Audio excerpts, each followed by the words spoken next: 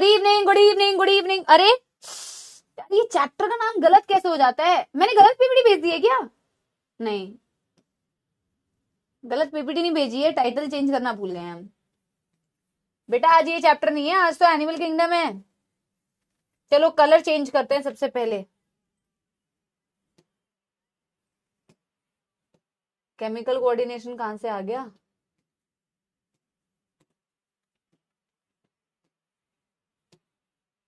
पहले तो बेटा मेरे को ये चेंज करने दो यार। ये बोर्ड हैंग कर रहा है क्या? ये देख, आ ही नहीं रहा था, अब आया। आज शुरू होने वाला है बेटा एक बहुत ही प्यारा प्यारा जग से न्यारा चैप्टर एनिमल किंगडम, और वो है लेक्चर नंबर 1। और आज हमें पढ़ना है बेसिस ऑफ क्लासिफिकेशन। चैप्टर का नाम है एनिमल किंगडम,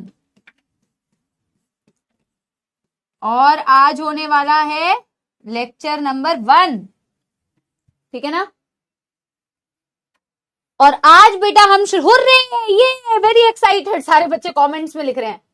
और आज जो टॉपिक है बेटा, टॉपिक भी गलत लिखा हुआ है तो हम टॉपिक को भी सही करते हैं। आज का जो बेटा टॉपिक्स टू बी कवर्ड है that is basis of classification. Very very important chapter for NEET point of view. हमने बेटा एनिमल ह्यूमन फिजियोलॉजी खत्म कर दी है। ह्यूमन फिजियोलॉजी के सारे चैप्टर्स हो चुके हैं। अब हमारा बेटा एक बच रहा है एनिमल किंगडम और एक बच रहा है हमारा बायोमोलिक्यूल्स, ठीक है ना। नहीं नहीं, न्यू स्पेक्स नहीं है भाई, पुराने स्पेक्स है, पुराना चश्मा है, बस तुम्हारी क्लास में पहली बार पहन के आए हैं। न्यू गूगल्स नहीं है बेटा, पुराने गूगल्स हैं, ठीक है। चलिए इसी बात के साथ में बेटा शुरू करते हैं हम, ईश्वर का नाम लेके। Fresh start, fresh chapter with fresh चश्मा, पुरानी मैम, पुराने सपोले, ठीक है ना। यस चलिए शुरू करते हैं बेटा। यस एवरीबॉडी, एनिमल किंगडम आप लोगों ने वैसे ये स्कूल वगैरह में पढ़ा है, अपने थोड़ा बहुत पढ़ा है, थोड़ी बहुत इंफॉर्मेशन है, क्योंकि बेटा 10वीं में तो तुम्हारा डिलीट हो गया था ना आधा टॉपिक, तो तुमसे भी पूछूंगी 10वीं में पढ़ा था तो कहोगे नहीं मैम नहीं पढ़ा था। By the way happy belated children's day. Lakshya के बच्चों की क्लास हुई थी जिस दिन चिल्ड्रंस डे था, तो मैं विश नहीं कर पाई, पर इंस्टाग्राम पे मैंने सबको विश किया था हैप्पी चिल्ड्रंस डे। आपको भी हैप्पी चिल्ड्रंस डे बेटा, है ना। तुम तो अपने आप को वैसे बहुत बड़ा समझते हो, है ना, लेकिन फिर भी हैप्पी चिल्ड्रंस डे। और हर दिन तुम्हारा ही तो डे है बेटा, तुम्हारा ही तो दिन है, every day is a children's day, है ना। तो अभी मैं यकीन 2.2 की क्लास से निकली थी, मैं उनको भी ये बता रही थी कि आजकल के बच्चे बच्चे कहाँ रहे। आजकल तुम तो अपनी बात तो छोड़ ही दो, छोटे छोटे चुटंकियों को देखोगे ना, चुटंकी छुटंकों को, मतलब पिद्दे पिद्दे से है, पर बातें और उनके एक्शंस देख लोगे तो लगेगा कि बचपना गॉन, है ना। जबकि आपके जीवन का सबसे बेस्ट फेज होता है बेटा, आप मानो या ना मानो, चाइल्डहुड। सबसे बेस्ट फेज हमारे लाइफ का होता है चाइल्डहुड, और उस बचपन में हम बहुत जल्दी जल्दी बड़े होना चाहते हैं। पहले के टाइम पे बेटा सिर्फ चाहते ही थे, आज के टाइम पे हो जाते हैं, ठीक है ना। लेकिन उनको पता नहीं है कि वो कितना एक इंपॉर्टेंट चीज अपने जीवन का मिस आउट कर रहे हैं। सो बच्चों में बचपना अच्छा लगता है ना। और कभी कभार थोड़ा बहुत बेटा ये भाव जो होता है बच्चों का, वो अपने अंदर भी हमेशा रहना चाहिए। अपने अंदर का जो बच्चा है वो हमेशा जीवित रहना चाहिए। जैसा कि मैंने कहा है आप लोगों को कि जो बच्चे होते हैं वो बहुत जल्दी जल्दी चीजें सीखते हैं, है ना, बहुत ओपन होते हैं चीजों के लिए, एक्सेप्टेंस बहुत जल्दी ज्यादा होती है ना। आप उनको जो बोलेंगे आप उनको बहुत इजीली चीजें सिखा सकते हैं, क्योंकि वो आपको जज नहीं करते हैं, उनके पास इतनी शक्ति ही नहीं है कि वो जज कर सकें आपको। No judgement, they are open for learning, इसलिए बहुत जल्दी चीजें सीख जाते हैं। क्यूरियोसिटी होती है उनके अंदर ऐसा कोई फिल्टर नहीं होता कि नहीं भैया मैं तो सर्वज्ञानी हूं। जैसे हम बड़े हो जाते हैं तो हमें ऐसा लगने लगता है और हम अपने ऊपर अपने आगे एक फिल्टर लगा लेते हैं। लेकिन अपने अंदर के उस बच्चे को जगाए रखिए ताकि आप हमेशा बेटा नई चीजों को सीख पाए और वो एहसास आपके अंदर हमेशा जीवित रहे, ठीक है ना। यस इसी बात के साथ में बेटा ma'am gift, what are you even saying? Gift is बेटा, गिफ्ट इज, मैं यहाँ आई सैटरडे वाले दिन मेरी क्लास कहाँ होती है, तुम्हारी गिफ्ट ही तो है। कहाँ मैं बेटा थोड़ा रेस्ट करती, इंजॉय करती, लेकिन ना मैं आई तुम्हारे लिए, क्योंकि मुझे पता था कि तुम मुझे गिफ्ट मांगोगे, तो ये गिफ्ट ही तो है। और फिर तुम बेटा रिटर्न गिफ्ट देना मुझे, तुम्हारा रिटर्न गिफ्ट होगा 2026 में, जब तुम सिलेक्शन लेके आओगे तो वही बेटा, पर उससे गिफ्ट लेके आना कोई, ठीक है। मजाक कर रही हूँ यार, नो गिफ्ट्स, ठीक है ना, यहाँ गिफ्ट विफ्ट कुछ नहीं चलता है बेटा, यही गिफ्ट है, मेरा प्यार, एक गाना गा दूंगी तुम्हारे लिए, और बेटा अच्छा अच्छे से पढ़ेंगे, वही गिफ्ट है, और तुम सिलेक्शन लेके आओगे वो तुम्हारा रिटर्न गिफ्ट है, ठीक है ना। चलिए इसी बात के साथ में आपको बहुत सारा प्यार और आशीर्वाद, और शुरू करते हैं बेटा अब, आपकी बिना बकवास सुने बेटा डायरेक्ट अब शुरू करते हैं एनिमल किंगडम। तो जैसा कि आप लोगों ने कहा कि आप लोगों को ये स्कूल में बेटा आपने ये चैप्टर पढ़ा नहीं है, खैर आपने तो बेटा कुछ भी नहीं पढ़ा है, तो इसी बात के साथ में, इसी भावना के साथ में हम शुरू करते हैं किंगडम एनिमेलिया या एनिमल किंगडम। वैसे तुम 5 किंगडम क्लासिफिकेशन पढ़ते हो ना, उसी में से एक किंगडम बॉटनी में पढ़ते हो ना, किसी चैप्टर में 5 किंगडम किस में पढ़ते हो, बायोलॉजिकल क्लासिफिकेशन में 5 किंगडम क्लासिफिकेशन, उसमें से एक किंगडम होता है किंगडम एनिमेलिया या एनिमल किंगडम, ठीक है ना। बिल्कुल बेसिक से शुरू करेंगे और फिर बेटा हम एनसीईआरटी को फॉलो करते हुए जाएंगे। मैं आपको ये बता दूं कि ये चैप्टर नीट के लिए बहुत इंपॉर्टेंट है, 3 से 4 सवाल भी आ जाते हैं इस चैप्टर में से, 2 तो आएंगे ही आएंगे, 3-4 सवाल भी इस चैप्टर में से बेटा आ जाते हैं। इस चैप्टर की जो खास बात है वो ये है कि इसमें आपको बेटा बहुत सारे एग्जाम्पल्स मिलेंगे, यहाँ आपको बहुत सारी ऐसी चीजें हैं जो कंसेप्चुअल नहीं है, लर्न करने वाली है, मेमोरी वाली है, और मेमोरी आपकी तभी स्ट्रांग होती है बेटा जब आप चीजों को रिपीट करते हैं, जब आप रिपीटेडली चीजों को पढ़ते हैं तभी वो चीज बेटा आपकी परमानेंट मेमोरी के फॉर्म में स्टोर होती है, राइट। तो इस चैप्टर में आपको लिख लिख के प्रैक्टिस करना है, आपको या ज्यादातर बच्चों को, जो मैंने इतने सालों के एक्सपीरियंस में समझा है, दिक्कत इसलिए आती है क्योंकि आप इस चैप्टर को सिस्टमैटिक वे में नहीं पढ़ते हैं। अगर आप एनसीईआरटी को भी देखेंगे ना, तो एनसीईआरटी ने भी पैराग्राफ पैराग्राफ पैराग्राफ दे दिया है, एनसीईआरटी ने आपको कंफ्यूज नहीं किया है, बट एनसीईआरटी ने क्लैरिटी भी बहुत अच्छी नहीं दी है कि किस तरीके से फाइलम्स को पढ़ा जाए कि आपको सारे कैरेक्टरिस्टिक्स बेटा याद रहें, याद रखना है यहाँ किस किस को बेटा, किसमें कौन से एग्जाम्पल्स है, किसका कॉमन नेम क्या है, किसका साइंटिफिक नेम क्या है, किसमें कंप्लीट डाइजेस्टिव सिस्टम है, किसके पास ओपन सर्कुलेटरी सिस्टम है, किसके पास कोम प्लेट्स है, किसके पास रेड्यूला है, किसके पास मस्कुलर फैरिंग्स है। तो डेटा वाला थोड़ा सा ये चैप्टर है, बट जिस तरीके से हम इस चैप्टर को बेटा प्रोग्रेस करेंगे, आप खुद इस चीज को समझ पाएंगे कि अगर हमने इस चीज को ऐसे लर्न किया तो हमारी लर्निंग बहुत ईजी होगी। बट बेटा आपके इक्वल नहीं, इक्वल से भी ज्यादा एफर्ट्स चाहिए कि एवरीडे जो आपको पढ़ाया जाए आप उस चीज को घर जाके ईमानदारी से रिवाइज करें, और एग्जाम्पल्स को तो लिख लिख के रिवाइज करें, ठीक है। चैप्टर पढ़ना कैसे है, जो पहली क्लास है वो बहुत इंपॉर्टेंट क्लास है, यानी कि आज हमें पढ़ना है बेसिस ऑफ क्लासिफिकेशन।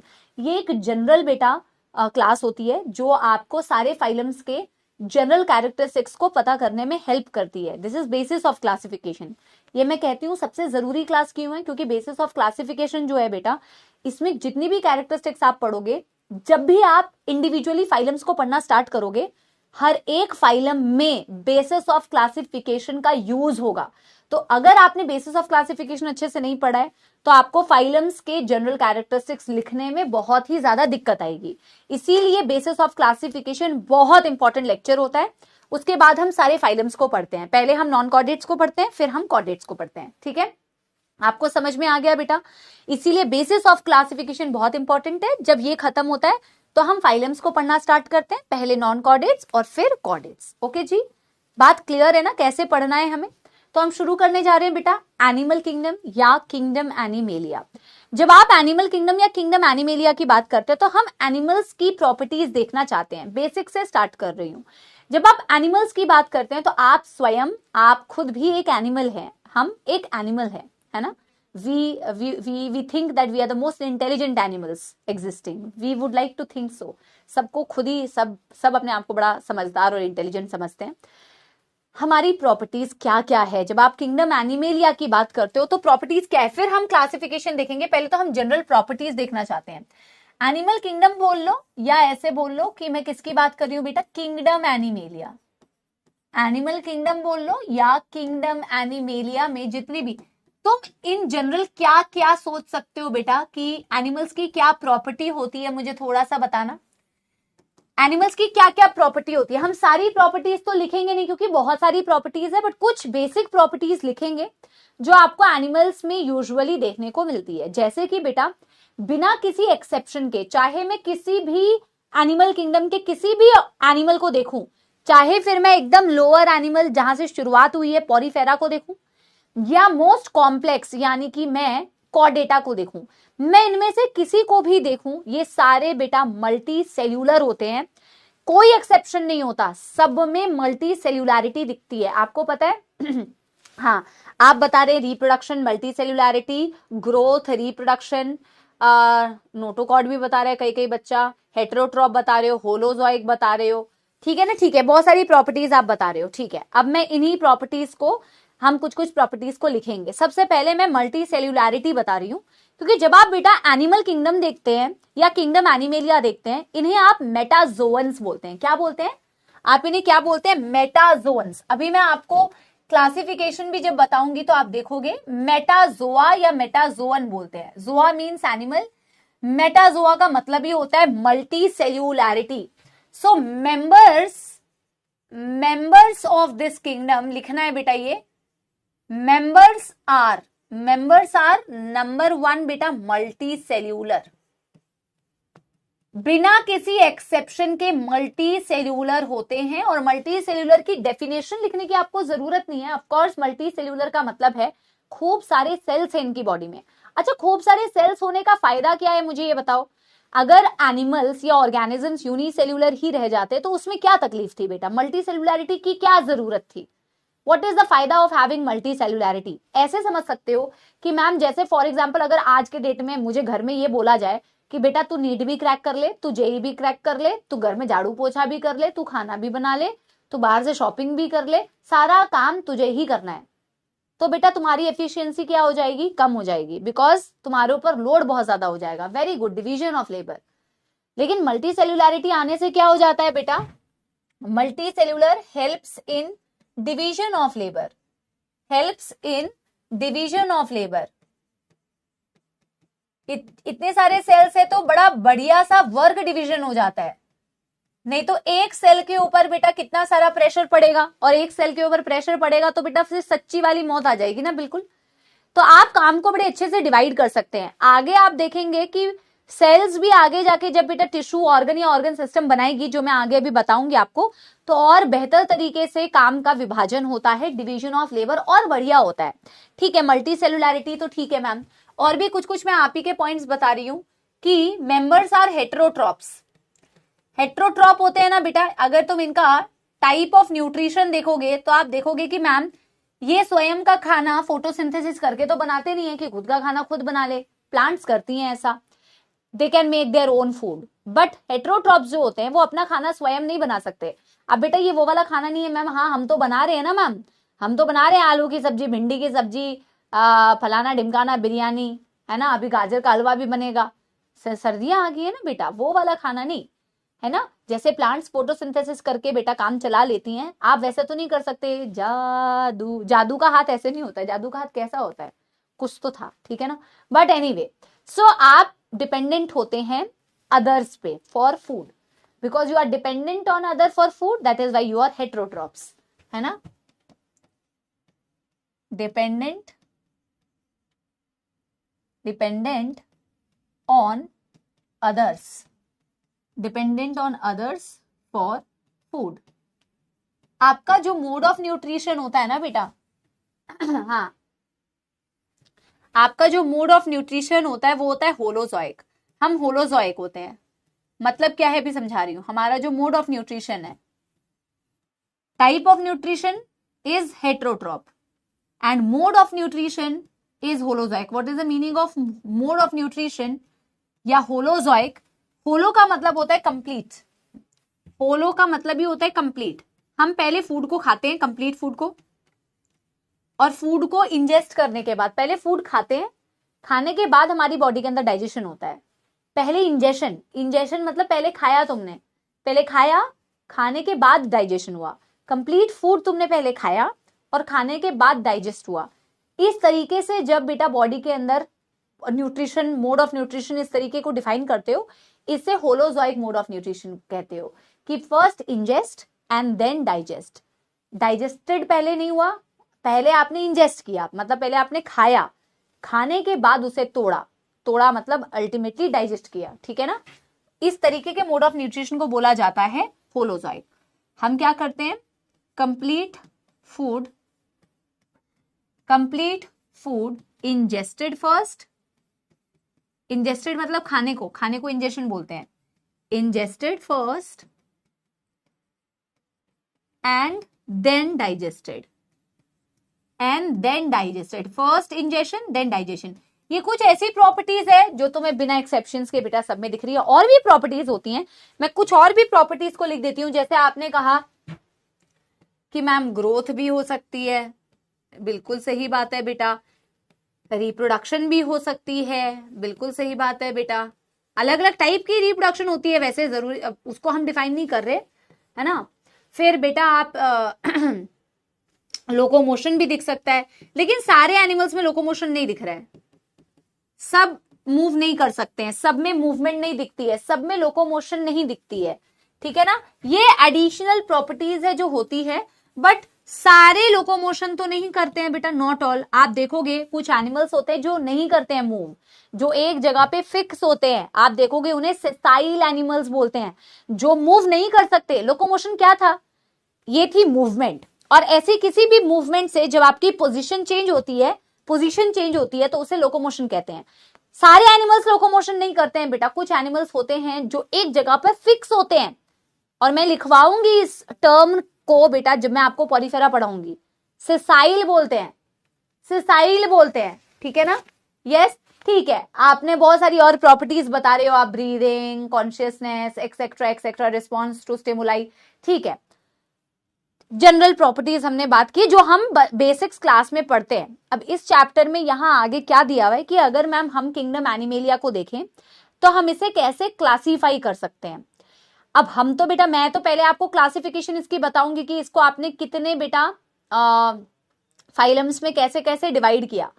फिर हम देखेंगे कि आपने इसे डिवाइड किया तो किया कैसे, आपने ऐसे डिसाइड कैसे किया कि पॉरीफेरा, ये वाला पॉरीफेरा होगा, ये सिलेंट्रेटा होगा, ये टीनोफोरा होगा, ये आपने कैसे पता किया, फिर इसको जरा समझेंगे, ठीक है ना।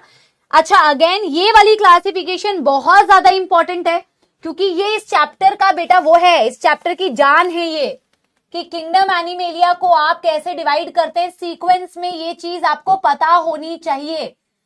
किंगडम एनिमेलिया या मेटाजोआ को आप कैसे कैटेगराइज करते हैं, क्या सीक्वेंस है, सबसे पहले एनिमल्स कौन से आए, फिर कौन आया, ये बहुत ज्यादा इंपॉर्टेंट बेटा, सीक्वेंस में इसे याद रखना, क्योंकि कई सारी कैरेक्टरिस्टिक्स आपको ना इससे हेल्प होती है ना, समझना।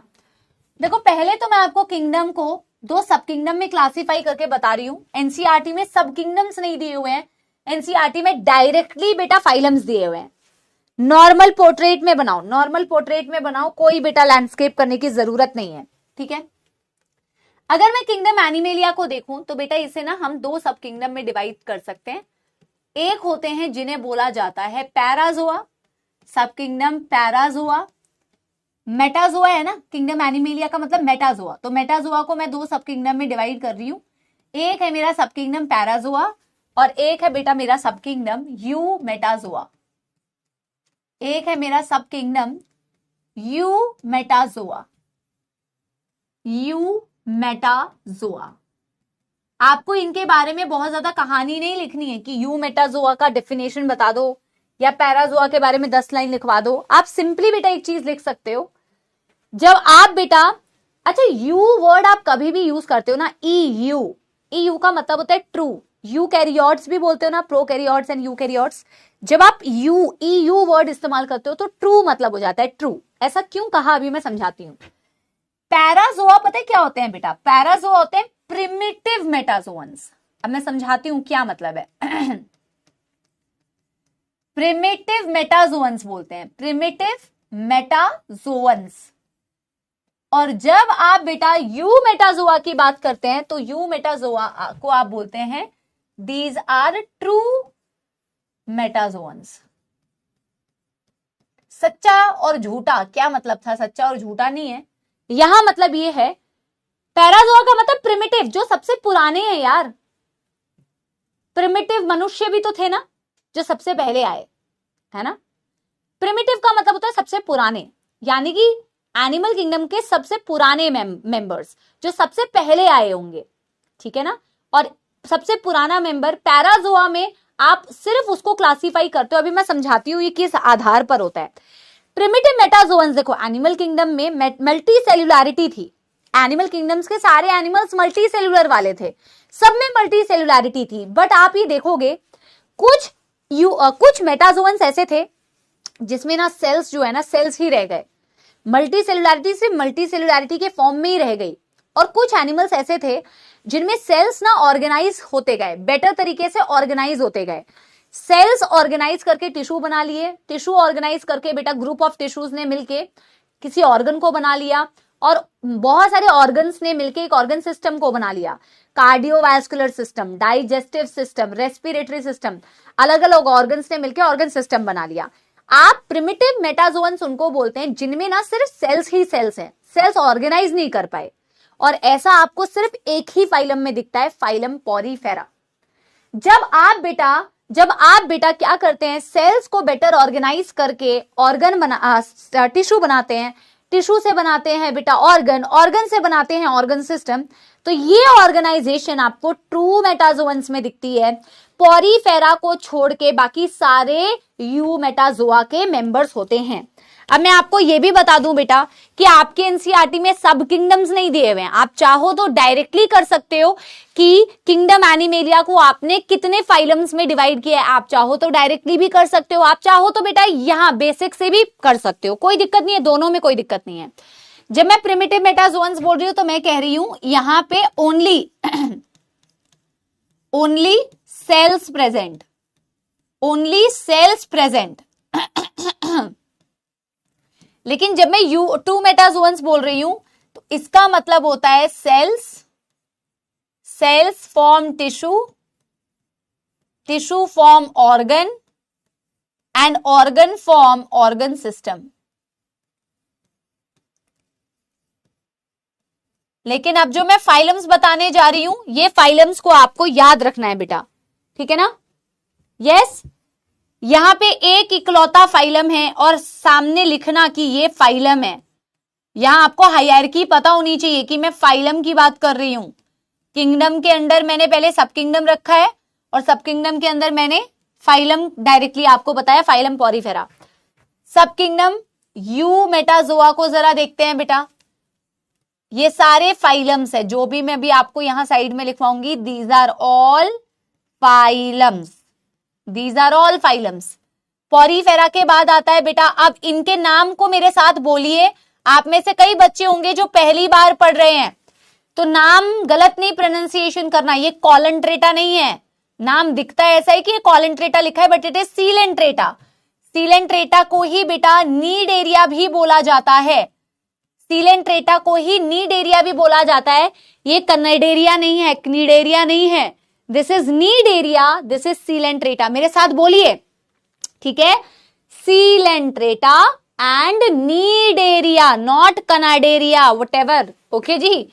आगे बेटा ये कटिनोफोरा नहीं है, कटिनोफोरा नहीं है, सी साइलेंट है, ये है टीनोफोरा। क्या है ये? टीनोफोरा। पहले सीलेंट्रेटा आया, फिर क्या आया बेटा? टीनोफोरा आया, फिर कौन आएगा? फाइलम प्लैटीहेलमिन्थिस।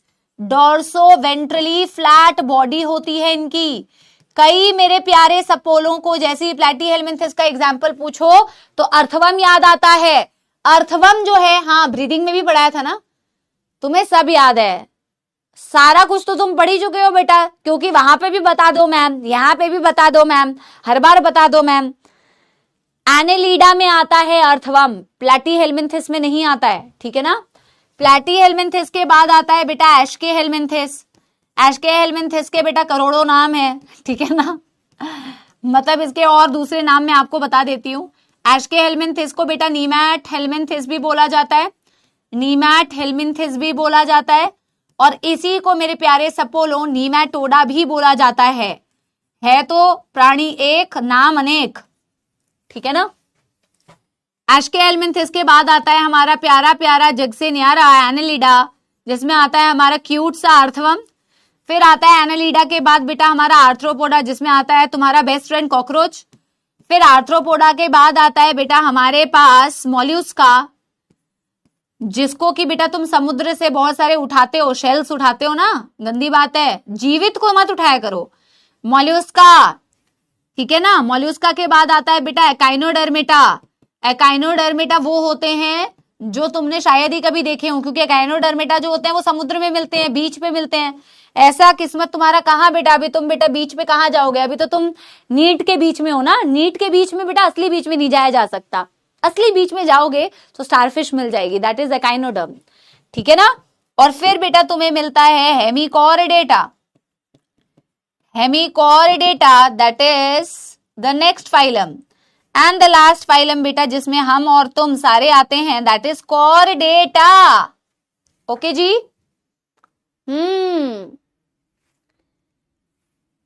तो ये हो गए आपके फाइलम सीक्वेंस में। नंबर 1 यहां से शुरू करते हैं। Number 1 phylum, then 2, then 3, then 4, 5, 6, 7, 8, 9, 10, 11।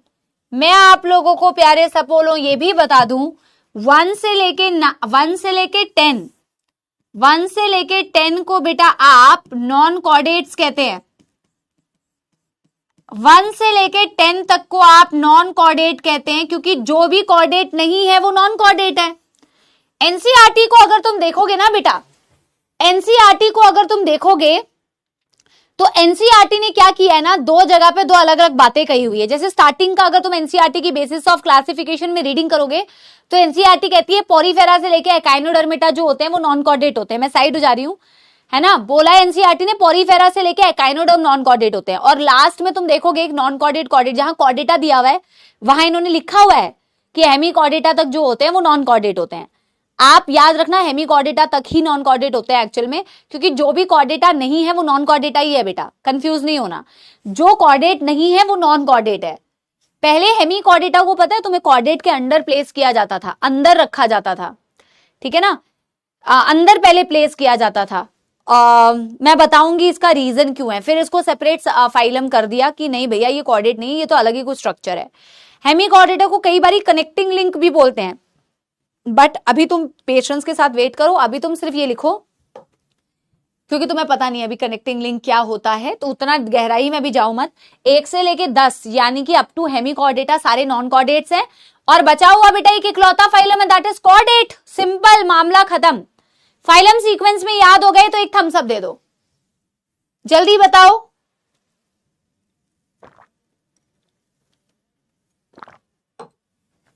Phylum sequence में याद हो गए? सबसे पहले तो यही याद होने चाहिए। अच्छा मुझे ये बताओ, कल को कोई नया प्राणी मेरे को मिला, डिस्कवर हुआ, मुझे कैसे पता चलेगा मुझे उसे आर्थ्रोपोडा में डालना है? या कोई और प्राणी मिला, मुझे कैसे पता चला कि वो हेमिकॉर्डेटा में जाना है? या मेरे को कैसे पता चला जो छिपकली है वो कॉर्डेट है? या मुझे कैसे पता चला जो तुम हो वो कॉर्डेट हो? या मुझे कैसे पता चला कि जो स्टारफिश है वो एकाइनोडर्म है? या मुझे कैसे पता चला जो अर्थवर्म है वो एनालिडा है? या कल को कोई भी नया एनिमल आ जाए तो तुम्हें कैसे पता चलेगा? Because of basis of classification. ये जो क्लासिफिकेशन तुम करते हो ना, ये जो तुमने फाइलम्स, क्लास, ऑर्डर, सब क्लास, जो भी तुमने क्लासिफिकेशन की है, एक सेकेंड बेटा, ये जितनी भी तुमने क्लासिफिकेशन की है बेटा, ये क्लासिफिकेशन जो तुमने की है ये कुछ कैरेक्टरिस्टिक्स को यूज करके तुमने क्लासिफिकेशन की है। क्लासिफिकेशन से स्टडी जो है ऑर्गेनिजम्स की ये इजी हो जाती है। It is easier to study the animals, it is easier to study the organisms, right? Yes, it is easier to study the organisms. आप किसी भी एनिमल को बहुत आसानी से, कल को तुम्हें बेटा कोई भी एनिमल मिलेगा तो तुम उसकी कैरेक्टरिस्टिक्स देख के पता लगा सकते हो कि ये किसके अंडर प्लेस होना चाहिए। दिस इज बेटा व्हाई वी क्लासीफाई एनिमल। हम क्लासिफिकेशन करते इसीलिए हैं। अब मैं तुम्हें बेसिस ऑफ क्लासिफिकेशन समझाती हूं जो हम नेक्स्ट बेटा पढ़ने वाले हैं। देखो, जैसे मुझे तुम्हारी क्लास के स्टूडेंट्स को क्लासीफाई करना है, क्यों क्लासिफाई करना है? ताकि मुझे ये समझ में आए कि तुम्हारी क्लास में, जैसे मैंने मार्क्स को बेसिस ऑफ क्लासिफिकेशन यूज किया, मार्क्स को एज अ क्राइटेरिया यूज किया कि तुम्हारी क्लास को मैं क्लासिफाई कर देती हूँ। 200 नंबर तक कितने बच्चों के आ रहे हैं, 200 से 400 कितने बच्चों के आ रहे हैं, 400 से 600 कितने बच्चों के आ रहे हैं, 600 प्लस कितने बच्चों के आ रहे हैं। मैंने एक क्राइटेरिया यूज किया जिसे मैंने बोला marks. Marks is a criteria. मैंने मार्क्स के बेसिस पर तुम्हें बेटा कैटेगराइज कर दिया। क्यों कैटेगराइज किया? क्योंकि इससे मेरी स्टडी इजी हो जाएगी। इससे मुझे पता चलेगा कि 200 नंबर जिसके आए हैं उस पे कितनी मेहनत करनी है, या 200 से 400 जिसके आए हैं उसको कैसा पढ़ना है, या 400 से 600 जिसके आए हैं उसको कैसा पढ़ना है, या 600 प्लस आए हैं उसको कैसा पढ़ना है। That is why we categorise. For me it's easier to understand you, है ना। जरूरी थोड़ी है कि मैं मार्क्स के बेसिस पर तुम्हें क्लासिफाई करूं। तुम सेम ऑर्गेनिजम्स हो, बट तुम्हें मैं on the basis of gender भी कैटेगराइज कर सकती हूँ, तुम्हें on the basis of height भी मैं कैटेगराइज कर सकती हूँ, तुम्हें ऑन द बेसिस ऑफ मैं वेट भी कैटेगराइज कर सकती हूँ। डिफरेंट डिफरेंट बेटा कैरेक्टरिस्टिक्स को यूज करके मैं तुम्हें कैटेगराइज कर सकती हूँ। यहां हम एनिमल्स को भी बेटा कुछ चीजों के बेसिस पर क्लासिफाई करते हैं। आपको एनिमल्स में दिखेगा, एनिमल्स इतने डिफरेंट है फिर भी उनमें कुछ कुछ चीजें सिमिलर है ना। एनिमल्स इतने डिफरेंट है फिर भी उनमें कुछ कुछ चीजें सिमिलर है, और उन्हीं कैरेक्टरिस्टिक्स को आप यूज करते हो उनको क्लासिफाई करने के लिए, ठीक है ना। देखते हैं अब बेटा what are the different basis of classification. Start करें फिर बेटा बेसिस ऑफ क्लासिफिकेशन। तुम्हें समझ में आया?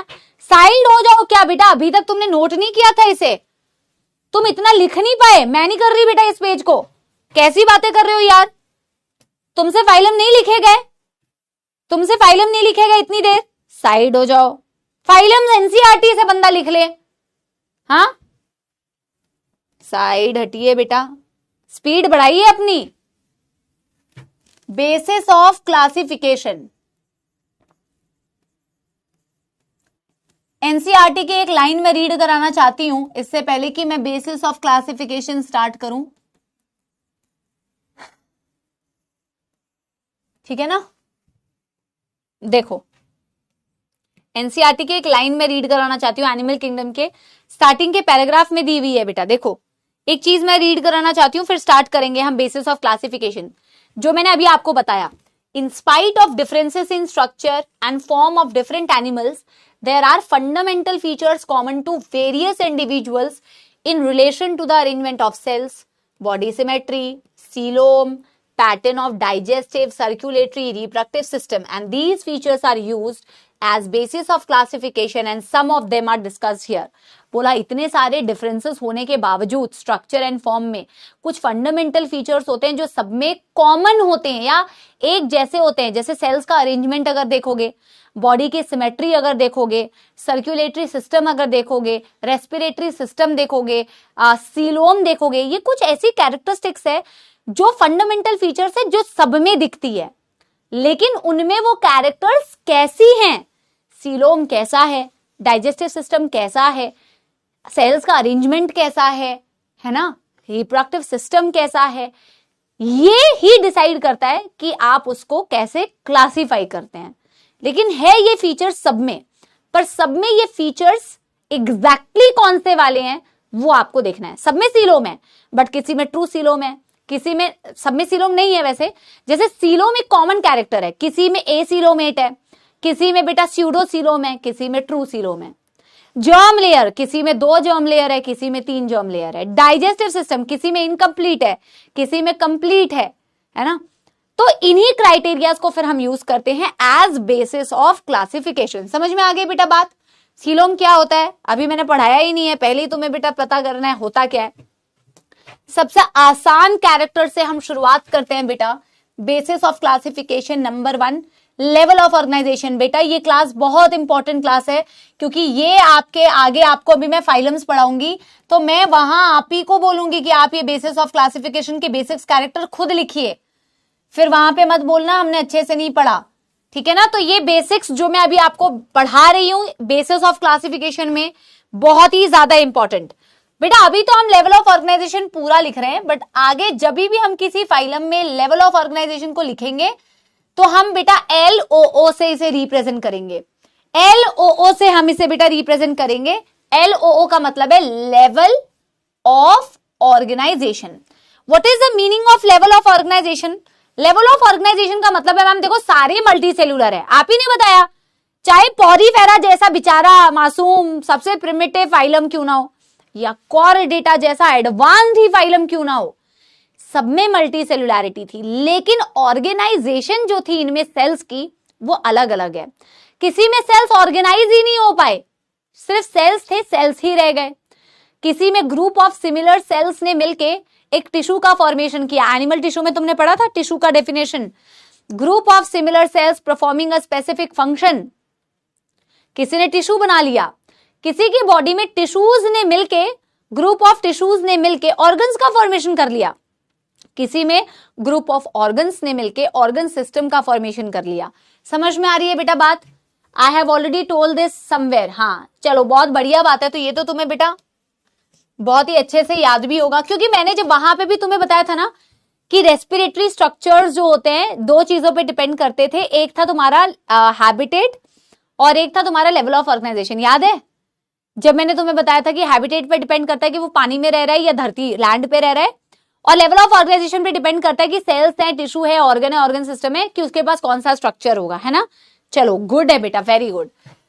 तो यानी कि मैम लेवल ऑफ ऑर्गेनाइजेशन को मैं कह सकती हूं कि नंबर 1 लेवल ऑफ ऑर्गेनाइजेशन है cellular grade of organisation, cellular level of organisation या सेल्यूलर ग्रेड ऑफ ऑर्गेनाइजेशन एक ही बात है, ठीक है ना। जब मैं सेल्यूलर लेवल ऑफ ऑर्गेनाइजेशन बोल रही हूं तो only cells are present, only cells are present. देखो पॉरीफेरा है ना जो, उसमें सारे प्रिमिटिव कैरेक्टर्स होंगे, इसमें कोई एडवांस कैरेक्टर आपको नहीं दिखेगा, इसमें सारे जो सबसे पुराने कैरेक्टर्स है ना वो पॉरीफेरा में आपको दिखेंगे। और मैं ये भी आपको बता दूं यहां एग्जाम्पल सबसे जरूरी है, यहां डेफिनेशन से ज्यादा जरूरी है कि तुम्हें ये पता होना चाहिए पॉरीफेरा में कौन सा लेवल ऑफ ऑर्गेनाइजेशन है। आपको ये नहीं पूछेंगे सेल्यूलर ग्रेड ऑफ ऑर्गेनाइजेशन का फुल फॉर्म मतलब डेफिनेशन बताओ, आपसे ही पूछेंगे एग्जाम्पल बताओ। तो यहाँ एग्जाम्पल, चैप्टर इज बेटा ऑल अराउंड एग्जाम्पल्स, चैप्टर्स ही एग्जाम्पल्स के अराउंड है, तो एग्जाम्पल से क्वेश्चन आएगा, ठीक है ना।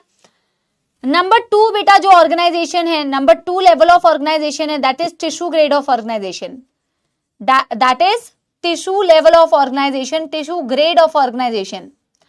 टिश्यू लेवल ऑफ ऑर्गेनाइजेशन में क्या है बेटा, group of cells, group of similar cells, group of similar cells form tissue, जो एक जैसा फंक्शन कर रहे थे उन सेल्स ने मिलके क्या बना लिया, टिश्यू। जैसे कि मैं एक हाइपोथेटिकली डायग्राम से अगर बोलूं, ये सफेद वाले एक जैसे थे, इन्होंने एक टिश्यू बना लिया, ये पिंक वाले एक जैसे, सॉरी पिंक नहीं है, येलो वाले एक जैसे थे, ये बेटा पिंक वाले एक जैसे थे, ठीक है ना, और ये ग्रीन वाले एक जैसे थे। Group of similar cells form tissue. आपको यहाँ पे 4 डिफरेंट टाइप ऑफ टिश्यूज दिख रहे हैं, जैसे हमारे में दिखते हैं ना, epithelial, connective, muscular and nervous, ठीक है ना। तो ये है फॉर एग्जाम्पल एक पर्टिकुलर टिश्यू, और उसका फिर एक स्पेसिफिक फंक्शन होगा, कोई प्रोटेक्शन कर रहा है, कोई सपोर्ट दे रहा है, कोई कंडक्शन कर रहा है ना। लेकिन पूछेंगे क्या तुम्हें इसमें, एग्जाम्पल क्या है मैम। पॉरीफेरा के next 2 phylums Coelenterata, Coelenterata and बेटा टीनोफोरा, ये 2 बहनें जो है ना आपको अक्सर ये दोनों साथ ही दिखेंगी। जो यूजुअली आपको सीलेंट्रेटा का फीचर दिखेगा ना, आपको टीनोफोरा का भी वही दिखेगा। आगे आप देखना ये दोनों बहनें जो है ना बड़ी जिगरी यार हैं, ठीक है ना, सोल सिस्टर्स हैं। इन दोनों के कैरेक्टरिस्टिक्स आपको देखना यूजुअली एक ही जैसे मिलेंगे। जैसे इसमें भी टिश्यू है तो इसमें भी टिश्यू है, इसमें भी रेडियली सिमेट्रिकल बॉडी है, इसमें भी रेडियली सिमेट्रिकल बॉडी है, इसमें भी ब्लाइंड सेक बॉडी प्लान है, इसमें भी ब्लाइंड सेक बॉडी प्लान है। ये भी बेटा आपकी इनकम्प्लीट डाइजेस्टिव सिस्टम, ये भी इनकम्प्लीट डाइजेस्टिव सिस्टम, ये दोनों बहनें साथ रहती हैं, ठीक है ना। फिर आ गया बेटा अगला level of organisation, that is organ. Number 3 is organ level of organisation. जब टिश्यूज मिलके क्या बनाते हैं बेटा, जब टिश्यूज मिलके बनाते हैं organ, when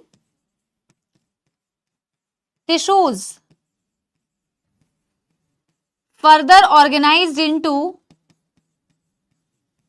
further organised into organs, जहां हर एक ऑर्गन का फिर इंडिविजुअल फंक्शन होगा। This is organ grade of organisation. ये भी मैं आपको बता दूं, एक इकलौता फाइलम जिसमें आपको ऑर्गन ग्रेड ऑफ ऑर्गेनाइजेशन मिलता है, दैट इज फाइलम प्लैटीहेलमिन्थिस।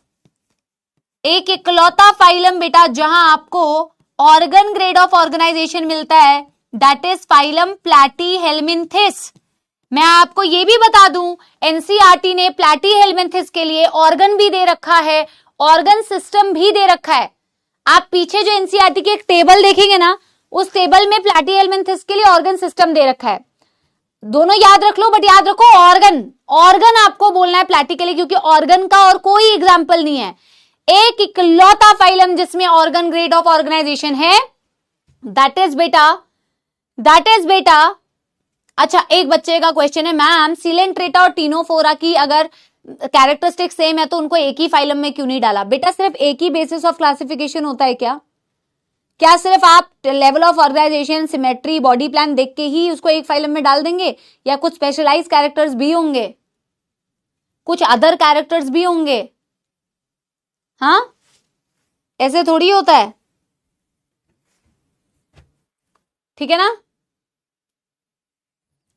तो ये इंपॉर्टेंट है। The only phylum that has बेटा organ grade of organization is प्लैटीहेलमिन्थिस।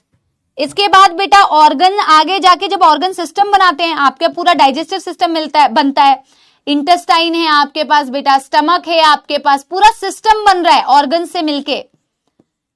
इसे आप क्या बोलते हैं? Organ system level of organisation.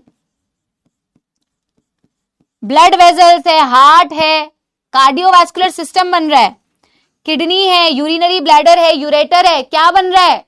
Excretory system. So when organs further organized as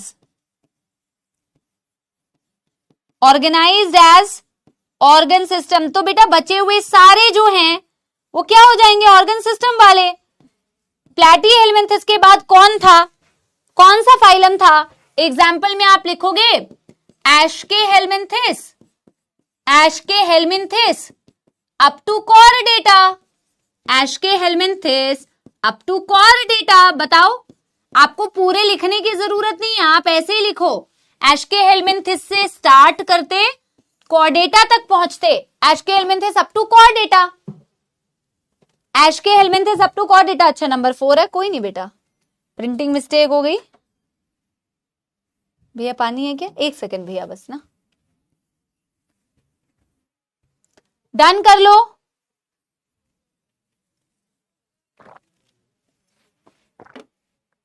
thank you भैया। कोई दुख दर्द समस्या? ये तो आपने ब्रीदिंग में भी पढ़ा था। अब बेटा लेवल ऑफ ऑर्गेनाइजेशन के बाद हम देखेंगे नंबर 2 कैरेक्टरिस्टिक, वेरी इंपॉर्टेंट बेटा। जितना इजी ये लग रहा है ना, जब आपको सारे याद रखने पड़ेंगे ना, तब आपको थोड़ा सा अपना दिमाग यूज करना है। बहुत सिंसियरली पढ़ो, बहुत आराम से पढ़ा रही हूं, बहुत बेसिक से पढ़ा रही हूं, लेकिन बेटा आपको फाइलम्स याद रखने हैं, और सॉरी एग्जाम्पल्स याद रखने हैं, ठीक है ना? और आप देखोगे, जो मैं बार बार आपको बोल रही हूं ना, कि फाइलम्स पढ़ते वक्त में ये सारे पॉइंट्स यूज होंगे, तब आपको रियलाइज होगा कि ये सारे कैरेक्टरिस्टिक्स कितने इंपॉर्टेंट है। जो क्वेश्चंस आते हैं ना, एक आधा क्वेश्चन तो इसी बेसिस ऑफ क्लासिफिकेशन से सॉल्व हो जाते हैं, ठीक है ना? चलो, ठीक है ना? चलो, number 2 basis of classification is बेटा सिमेट्री। क्या है ये सिमेट्री? मैम सिमेट्री का मतलब है कि अगर मैं सिमेट्री देख रही हूं, सिमेट्री का मतलब ही होता है ना, जैसे बोलते हैं किसी की जो ड्राइंग है वो बड़ी सिमेट्रिकल है, मतलब परफेक्ट है। अगर सर्कल बनाया तो बड़ा सिमेट्रिकल है ना, हर तरफ से एक ही जैसा दिख रहा है। या किसी की शक्ल बड़ी सिमेट्रिकल होती है ना? तो सिमेट्री का मतलब यही होता है एक्चुअल में। जब आप एनिमल किंगडम के मेंबर्स को देखते हो तो आप क्या करते हो? अगर फॉर एग्जांपल कोई एनिमल है, फॉर एग्जांपल बेटा ये एक एनिमल है, मैं एक प्लेन को पास करना चाहती हूं इसकी बॉडी के सेंटर में से, एक प्लेन है मेरे पास, so I want to pass that plane through the centre of the body of this animal. अगर मैं इस एनिमल की बॉडी के सेंटर में से जब प्लेन को पास कर रही हूं, चाहे ऐसे चाहे ऐसे चाहे ऐसे चाहे ऐसे, सेंटर से गुजरना चाहिए। अगर मैं इसको किसी भी तरीके से इक्वल पार्ट में नहीं डिवाइड कर पा रही हूं तो ये एनिमल एसिमेट्रिकल होगा। अगर तुम इसको देखो तो इसको तो मैं डिवाइड कर सकती हूं। मैं अगर बेटा प्लेन को ऐसे पास करूंगी तो भी ये इक्वल पार्ट में डिवाइड हो जाएगा। अगर मैं प्लेन को बेटा ऐसे पास करूंगी तो भी ये इक्वल पार्ट में डिवाइड हो जाएगा। अगर मैं प्लेन को ऐसे पास करूंगी डायगोनली तो भी ये इक्वल पार्ट में डिवाइड हो जाएगा। अगर मैं इसको देखूं तो, है ना? यस। अगर मैं बेटा यहां पे सिमेट्री की बात करूं तो सबसे पहले तो यार कुछ एनिमल्स ऐसे होते हैं जिनमें सिमेट्री होती ही नहीं है। तो on the basis of symmetry हम नंबर 1 एनिमल्स तो कह रहे हैं बेटा जो होते हैं एसिमेट्रिकल। जो क्या होते हैं बेटा? एसिमेट्रिकल होते हैं। सपोलो एसिमेट्रिकल। एसिमेट्री, ए का मतलब ही होता है एब्सेंट। बायोलॉजी में ए लग गया मतलब एब्सेंट। तो मैं कह रही हूं एब्सेंस ऑफ सिमेट्री। और what is the meaning of absence of symmetry? Body can not be divided, body cannot be divided into equal halves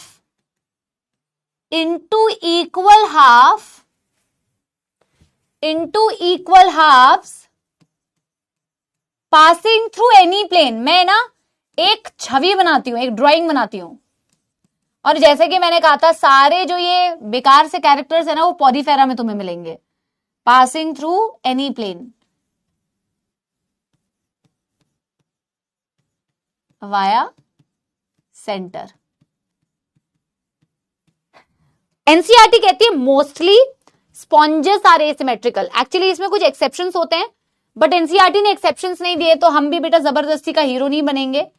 NCERT कहती है मोस्टली स्पॉन्जेस। स्पॉन्जेस पता है कौन होते हैं? पॉरीफेरेंस। मोस्टली पॉरीफेरेंस, पॉरीफेरा को ही sponge कहा जाता है, स्पॉन्जेस। इसलिए मैं यहीं पे बता दे रही हूं मोस्टली स्पॉन्जेस जो होते हैं एसिमेट्रिकल होते हैं। एक स्पॉन्जेस मैं बना के बताती हूं। एनसीईआरटी में पॉरीफेरा को खोलो, एक ऐसा सा बेटा एक ड्राइंग बनाई हुई होगी, एक ऐसी सी एक ड्राइंग बनाई हुई होगी। मैं एग्जैक्टली तो नहीं बना पाऊंगी लेकिन ऐसा सा ही बनाया हुआ है एक।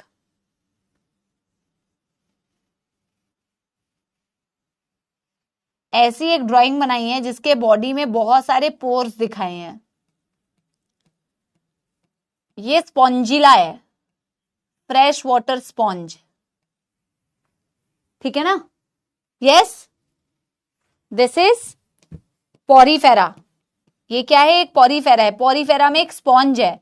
मतलब मैं ना इसको अगर चाहूं इक्वल पार्ट में डिवाइड करना चाहूं तो मैं नहीं कर सकती। चाहूं भी तो मैं कैसे करूं इक्वल पार्ट में इसको डिवाइड? कभी भी इक्वल पार्ट में डिवाइड हो ही नहीं सकता है। Through any plane passing through centre the body can not be divided into equal half, so this is called as asymmetrical animal. एकदम सेम बनाया क्या मैंने? सच्ची? चलो, this is spongilla. Spongilla is an example of बेटा porifera, fresh water sponge. अगला अगले page में करूंगी, ठीक है? चलो, डन डन डन डन।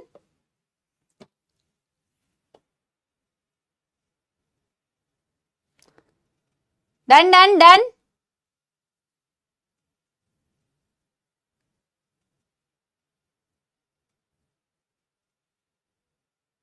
हाँ हाँ, बनाओ बनाओ, ठीक है ना? फिर बेटा नेक्स्ट हम क्या करेंगे?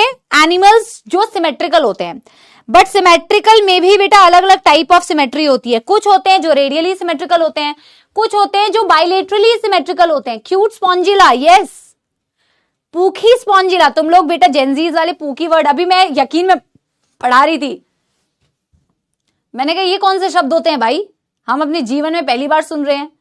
पूकी वर्ड समझ के मेरे को लगा कि दो ना ऐसे मैम की शक्ल के ऊपर ना यहाँ एक बो लगा दिया, यहाँ एक बो लगा दिया है ना, तो मैम जैसी दिखेंगी। हाँ, कुछ भी डिस्कवर हो रहा है बेटा आज के डेट में। चलो, नंबर 2, रेडियली सिमेट्रिकल एनिमल्स और फिर होते हैं bilaterally symmetrical animal. Radially symmetrical animals and बेटा bilaterally symmetrical animals.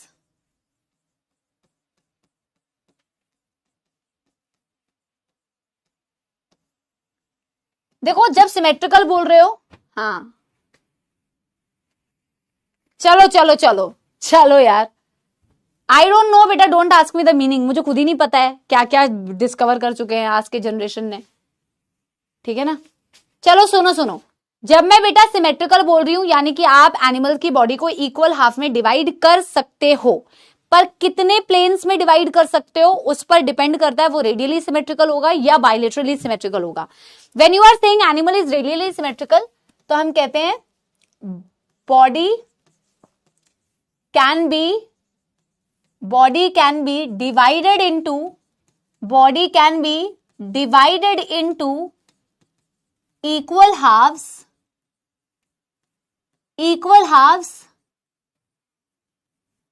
passing through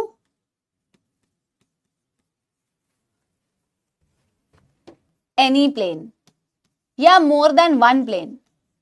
NCERT ने एनी प्लेन दिया है, पासिंग थ्रू एनी प्लेन, या मैं ऐसे भी लिख सकती हूं मोर देन वन प्लेन, क्योंकि अगर एक प्लेन पे होगा तो वो बाइलेटरली सिमेट्रिकल होगा। रेडियली सिमेट्रिकल का मतलब है बॉडी को आप इक्वल पार्ट में डिवाइड कर पा रहे हो, वो भी more than one plane, many planes. NCERT कहती है पासिंग थ्रू एनी प्लेन, ठीक है ना। अब देखो बेटा फॉर एग्जाम्पल, पहले इसमें दो बहनें तो साथ में हैं ही, लेकिन इसमें बेटा एक और बहन साथ में इनके आती है, एक तो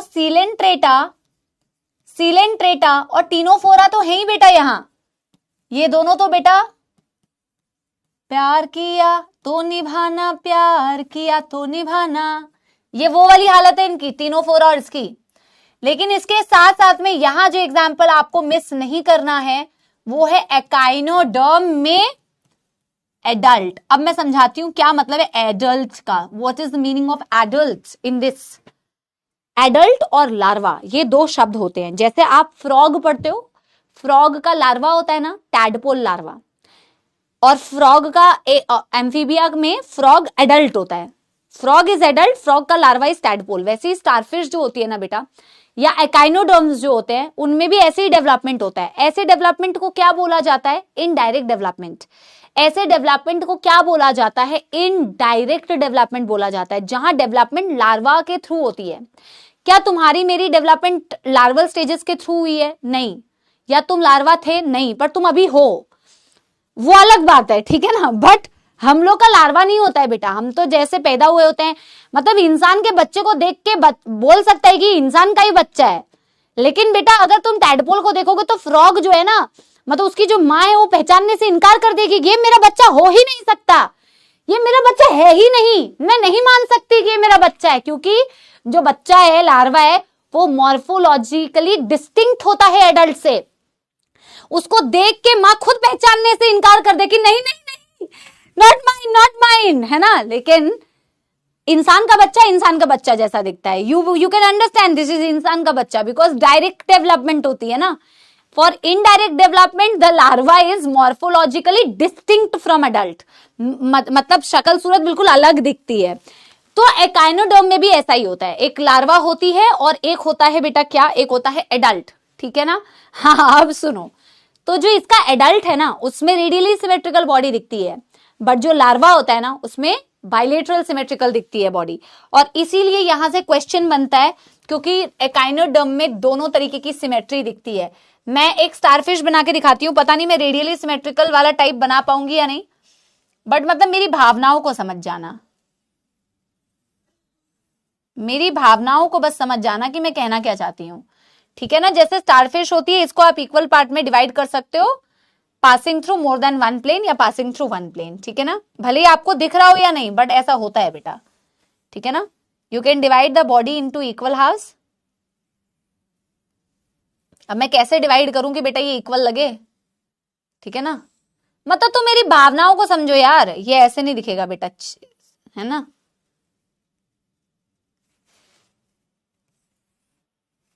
अभी मैं ऐसे ही बना रही हूं, बट आप समझ जाना मोर देन वन प्लेन, ठीक है ना। जैसे कि स्टारफिश,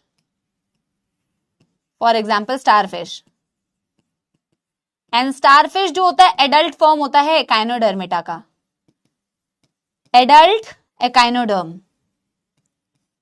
और यहीं से क्वेश्चन आता है, एकाइनोडर्म में दोनों तरीके की सिमेट्री दिखती है, लार्वा में अलग और एडल्ट्स में अलग। और नंबर 3 सिमेट्री बेटा क्या होती है, that is bilaterally symmetrical body.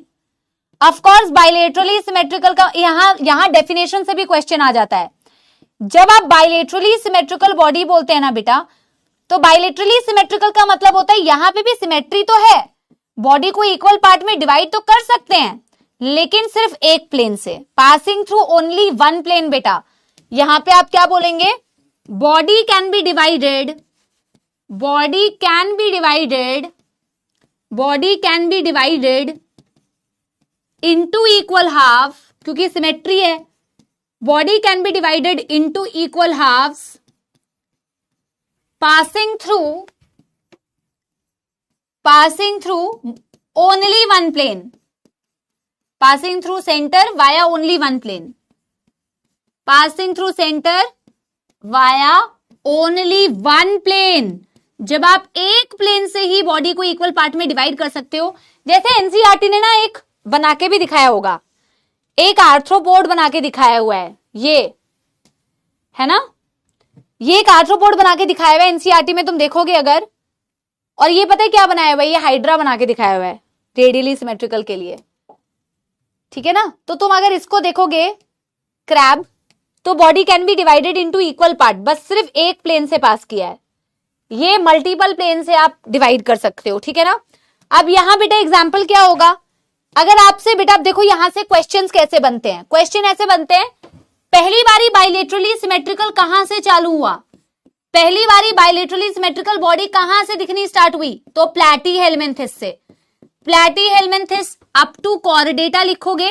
बस इसमें एक चीज बीच में ऐड करनी है कि एकाइनोडर्म जो होते हैं उनका लार्वा जो होता है वो बाइलेटरली सिमेट्रिकल होता है, और एडल्ट जो होता है वो रेडियली सिमेट्रिकल होता है। बस ये चीज एक ऐड करनी है। अरे नॉट डन तो मैं अभी बंद थोड़ी किया था, ठीक है ना। तो स्टार्टिंग फ्रॉम क्या, प्लैटीहेल्मिन्थिस, ऐसे क्वेश्चंस पूछेंगे बेटा, ठीक है ना। Done done done done done done done done.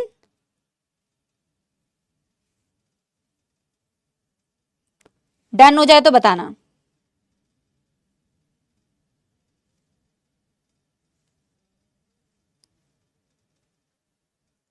दो कैरेक्टरिस्टिक्स बेटा अभी तक हमने यूज किए, one is basis level of organisation, the second one is symmetry, ठीक है। बहुत शानदार बेटा, कोई समस्या तो नहीं। एग्जाम्पल सबसे ज्यादा जरूरी बेटा, एग्जाम्पल सबसे ज्यादा जरूरी, ठीक है ना। अच्छा नंबर 3 क्राइटेरिया मैम बताओ क्या यूज कर सकते हैं। नंबर 3 तुम्हें क्या बताऊं, क्या बताऊं अब बेटा तुम्हें मैं, अब मैं बताऊंगी एक बहुत इंपॉर्टेंट बेटा पॉइंट, क्योंकि ये पॉइंट की मदद से आप सीलोम को समझेंगे, और ये आप आगे 12वीं में अगर बेटा गलती से पास होके पहुंच गए ना तुम, ठीक है ना, तो फिर तुम्हें बेटा एक ह्यूमन रिप्रोडक्शन चैप्टर में भी इसकी डिटेलिंग पढ़ने का मौका या अवसर मिलेगा। नंबर 3 जो मैं क्राइटेरिया यूज कर रही हूं, दिस इज जर्म, मैंने बोल दिया था जर्म बेटा, जर्म लेयर। अब मैं तुम्हें थोड़ी सी इसकी बेसिक्स बताऊंगी और फिर बेटा हमें इसे डायग्रामेटिकली देखना है।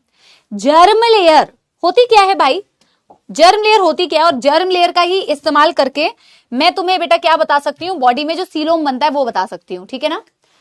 Germ layer, germ layer number 4 है क्या, क्या बात कर रहे हो।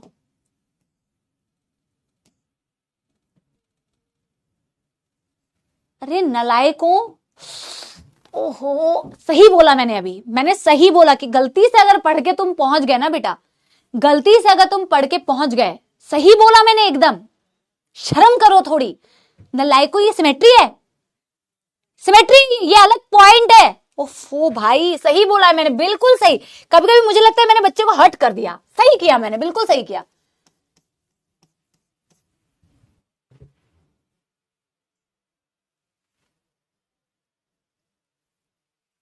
अरे तो रोमन लिखूं या, एक बात बताओ, मैं मेरी मर्जी, मैं रोमन लिखूं नहीं लिखूं, तुमने नंबर 4 क्यों बोला ये बताओ?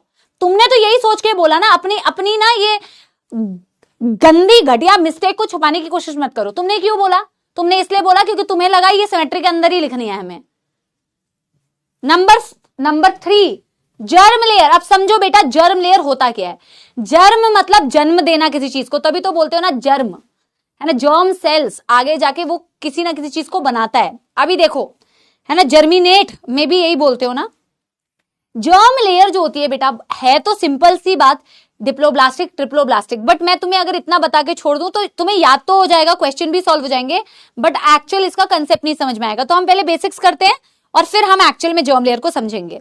बेटा देखो एनिमल किंगडम में ना सारे एनिमल्स को तुम देखो, चाहे तुम किसी भी एनिमल को देखोगे तो होता क्या है, डेवलपमेंट का जो तरीका होता है, जो डेवलपमेंट होती है वो सिमिलर होती है सभी में, जिनमें भी आपको सेक्सुअल रिप्रोडक्शन दिख रहा है। तो सेक्सुअल रिप्रोडक्शन में होता क्या है, मैं बेसिक्स पहले बता रही हूं। तो होता क्या है बेटा, रिप्रोडक्शन के वक्त में आप देखते हो कि एक होता है स्पर्म, एक होता है स्पर्म और एक होती है ओवम, होता है ऐसे। एक है बेटा स्पर्म, एक्चुअल में साइज में बहुत फर्क होता है, मैंने तो फर्क दिखाया ही नहीं है, बहुत फर्क होता है, मैं तो तुम्हें बस समझाने के लिए अभी बेसिक्स थोड़ा सा बता रही हूं। एक है स्पर्म बेटा और एक है ओवा या एग, है ना। ये फ्यूज करते हैं बेटा, ये बनाना है आपको, इससे पहले कि आप ऐसा भी सवाल मुझसे पूछो। ये फ्यूज करते हैं तो एक सिंगल सेल बनता है बेटा, जिसे जाइगोट बोलते हैं। तुम्हारे में भी बनता है बेटा, कई एनिमल्स में भी ऐसा ही बनता है, जाइगोट बनता है। जाइगोट एक सिंगल सेल है बेटा, दिख रहा है, ये सिंगल सेल है, लेकिन ये सिंगल सेल बहुत ज्यादा देर तक के लिए सिंगल रहता नहीं है बेटा, ये डिवाइड करता रहता है बेटा। ये मैंने तुम्हें थोड़ा सा आई थिंक कभी जो एक्टोडर्म एंडोडर्म मीजोडर्म बताते वक्त भी समझाया था मैंने, है ना, ये मैंने तब भी बेटा तुम्हें समझाया था एक बारी। अच्छा देखो, जब आप जाइगोट की बात करते हो, जाइगोट एक सिंगल सेल है, लेकिन जब हम बेटा, यानी कि तुम, मैं या सारे जितने भी बेटा बच्चे हैं हमारी क्लास में, हमारा डेवलपमेंट ऐसे ही हुआ था कि एक स्पर्म था, एक ओवा था, दोनों फ्यूज कर गए। जब दोनों फ्यूज कर गए तो एक सिंगल सेल बना बेटा, उस सिंगल सेल को आपने क्या बोला बेटा, जाइगोट बोला। लेकिन ये जाइगोट जो है ना, ये बहुत देर तक सिंगल सेल रहता नहीं है, ये डिवाइड करता रहता है बेटा, लगातार डिवाइड करता रहता है। और मैं आपको क्या बता रही हूं, एम्ब्रियोनिक डेवलपमेंट बता रही हूं कि हमारी एम्ब्रियोनिक डेवलपमेंट कैसे होती है ना। तो होता क्या है बेटा, ये डिवाइड करता है।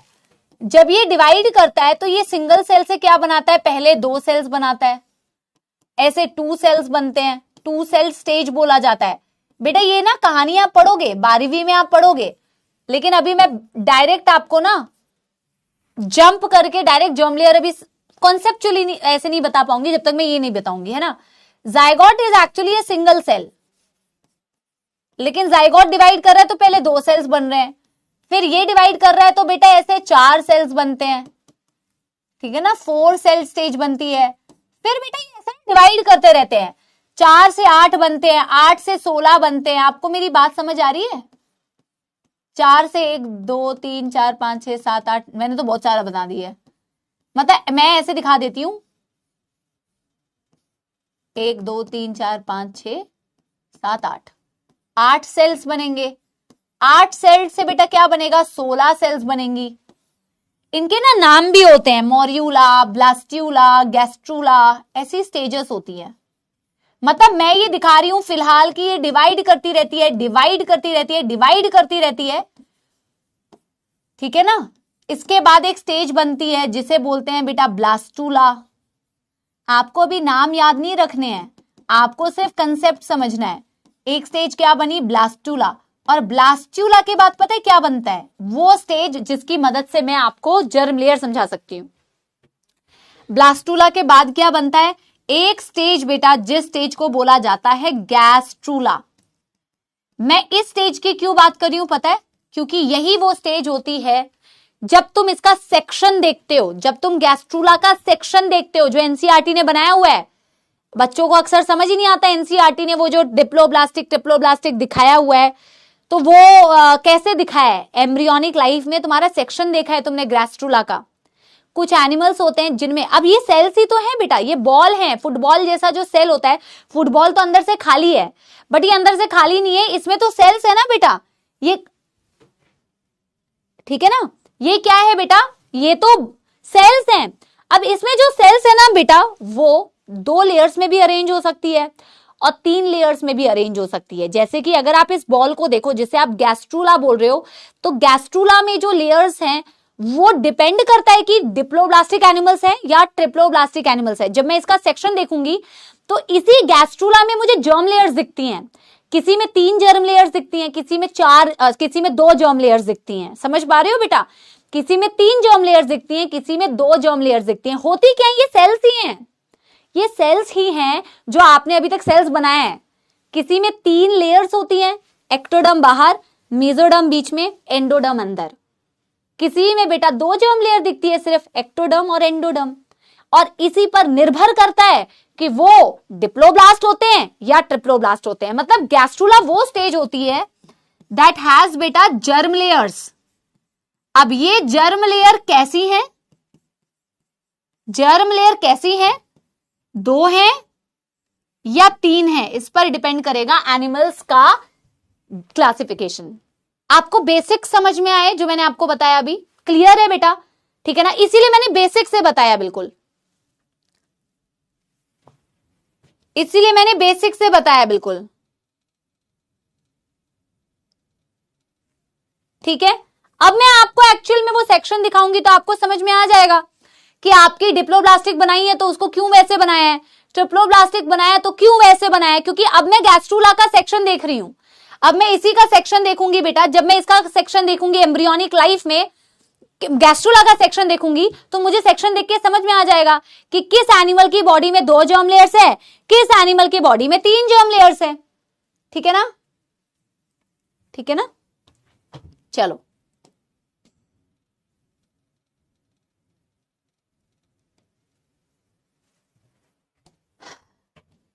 एक काम करते हैं, हम क्या करते हैं ना, इस तरीके से इसको लिखते हैं, लेफ्ट और राइट। नॉर्मल पोर्ट्रेट में ही करो, नॉर्मल पोर्ट्रेट में ही करो बेटा।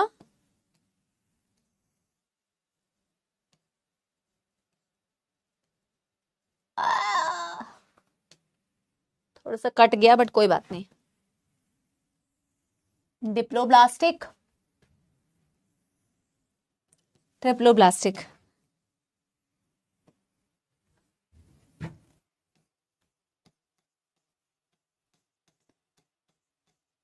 ऐसे तो नाम से समझ में आ रहा है ना कि डिप्लोब्लास्टिक को डिप्लो क्यों बोला, ट्रिप्लोब्लास्टिक को ट्रिप्लो क्यों बोला।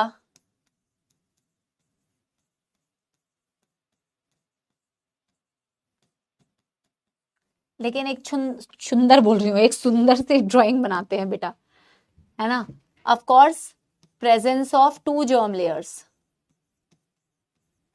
Presence of 2 germ layers,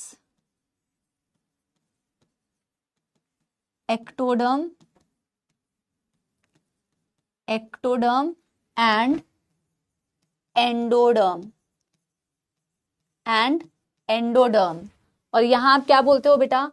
presence of 3 germ layers, presence of 3 germ layers, ectoderm, mesoderm, endoderm.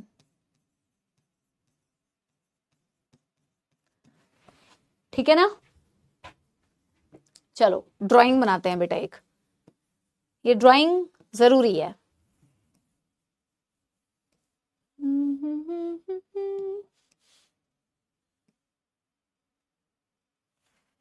ठीक है ना? बनाते हैं, लेट अस सी हम कितने अच्छे से बना पाते हैं।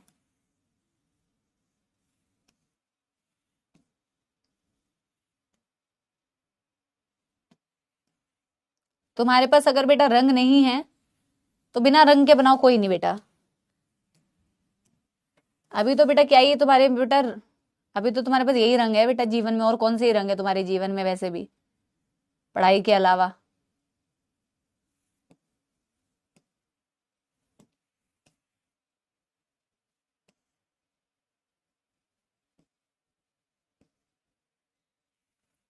वाओ। अब मैं इसमें थोड़े से सेल्स दिखा देती हूँ ताकि ना तुम्हें, मैंने उस गैस्ट्रूला का सेक्शन किया है। जब मैं गैस्ट्रूला का सेक्शन कर रही हूं ना बेटा, तो सेक्शन करते वक्त में मुझे जो नजर आ रहा है वो बता रही हूं मैं तुम्हें।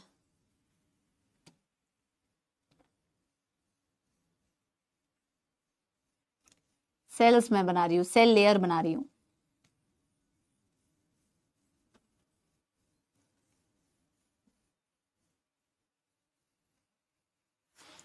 और एक बनाते हैं एंडोडर्म।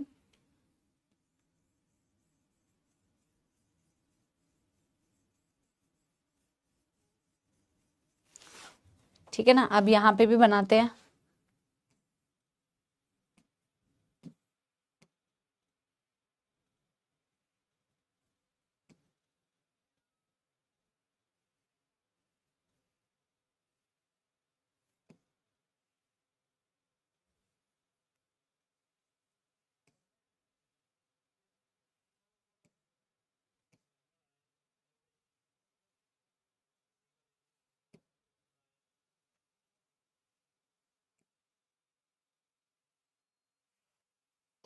इतना ना मैं उसको बैलेंस करने की कोशिश कर रही हूँ, इतनी जरूरत नहीं है मुझे, देखो ज्यादा कलाकारी कर रही हूं मैं।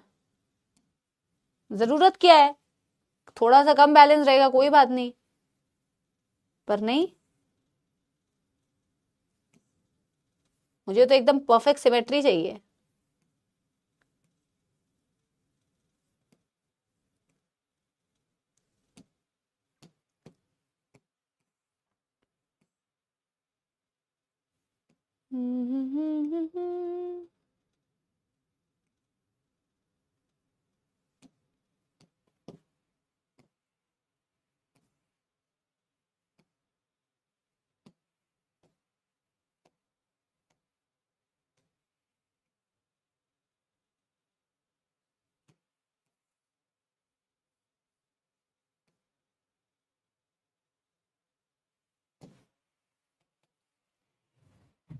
चलो चलो जी, अब सेल्स बनाए जाएं।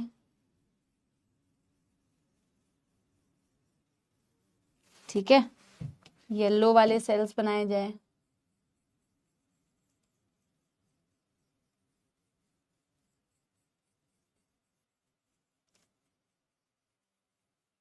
फिर पिंक वाले सेल्स बनाए जाए।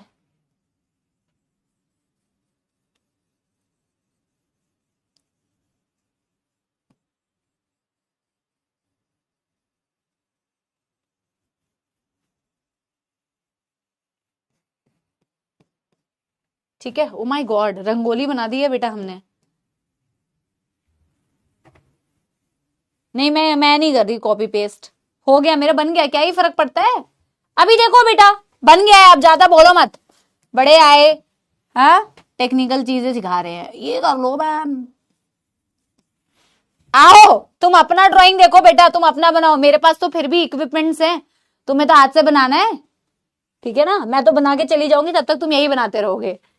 Presence of two germ layer, मैंने क्या किया है, सेक्शन देखा है ना बेटा एम्ब्रियो का।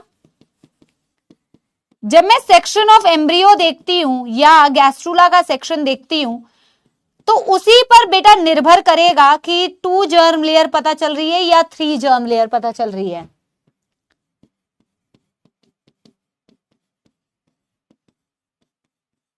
अगर आपको ऐसे बेटा सेल्स दिख रहे हैं, देखो यहां मैंने बीच में सेल्स नहीं बनाए हैं, यहां मैंने बेटा क्या किया है, यहां मैंने बीच में सेल्स नहीं बनाए हैं, यहां मैंने डॉट डॉट डॉट डॉट दिखाए भी। देखो जब आपको ऐसी 2 लेयर्स दिखती हैं, सेल्स की लेयर्स, एक एक्टोडर्म और एक व्हाइट वाली बेटा एंडोडर्म, आपको मीजोडर्म नहीं दिख रही, आपको मीजोडर्म नहीं नजर आ रही, आपको एक्टोडर्म और आपको एंडोडर्म नजर आ रहा है। मैम ये फिर येलो वाली लेयर क्या बनाई हुई है बेटा, ये जो येलो वाली लेयर है ना, इसे बोला जाता है मीजोग्लिया। इसे क्या बोला जाता है, मीजोग्लिया। क्वेश्चन आता है इस चीज से बेटा, मीजोग्लिया से।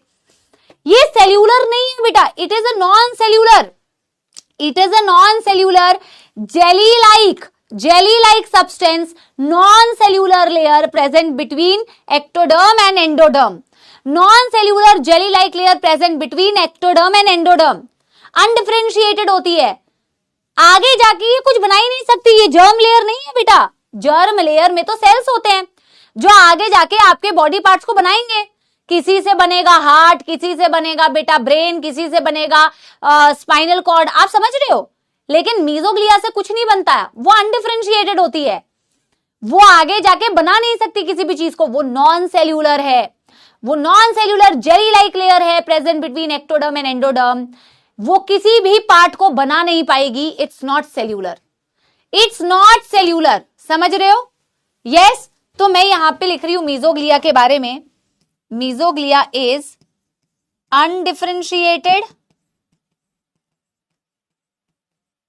undifferentiated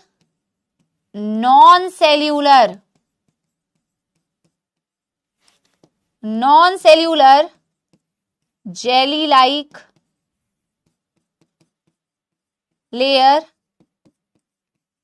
between ectoderm and endoderm, ठीक है? यस, समझ गए? और अगर बेटा मैं बात करूं ट्रिप्लोब्लास्टिक की, तो 3 जर्म लेयर दिख रहे हैं, यहां 2 दिख रहे थे, यहां 3 दिख रहे हैं, यहां कोई अनडिफरेंशिएटेड लेयर नहीं है, यहां दिखेगी एक्टोडर्म, यहां दिखेगी मीजोडर्म और यहां दिखेगी एंडोडर्म, यहां दिखेगी endoderm, very easy, very easy. Diploblastic के एनिमल्स जो होते हैं बेटा, एग्जाम्पल्स, पॉरीफेरा में हम यूजुअली डिफाइन नहीं करते बेटा जर्म लेयर्स को, लेकिन आपको कई किताबों में मिल सकता है कि डिप्लोब्लास्टिक पॉरीफेरा, लेकिन यूजुअली आप पॉरीफेरा के लिए जर्म लेयर्स डिफाइन नहीं करते हैं, आप कहते हैं सीलेंट्रेटा, कहीं कहीं पे पॉरीफेरा भी मिल जाएगा, बट सीलेंट्रेटा एंड टीनोफोरा। और ट्रिप्लोब्लास्टिक स्टार्ट होता है बेटा प्लैटीहेलमिन्थिस से, ट्रिप्लोब्लास्टिक स्टार्ट होता है प्लैटीहेलमिन्थिस, और प्लैटीहेलमिन्थिस से लेके आपको ये मिलेगा अप टू कॉर्डेटा, यानी कि पहली बारी अगर आपसे पूछा जाए 3 जर्म लेयर कहां दिखे थे, तो आंसर होना चाहिए प्लैटीहेलमिन्थिस, आंसर होना चाहिए बेटा प्लैटीहेलमिन्थिस। अच्छा, ये जो आपको, मैं साइड हो गई हूं, आप लिखिए, ये जो बेटा आपको सेंटर पे जर्म लेयर के एकदम सेंटर पे आपको एक गोला दिख रहा है सेंटर पे, वो गोला क्या है? ये गोला या वो गोला क्या है? वो गोला क्या है? कोई बताओ?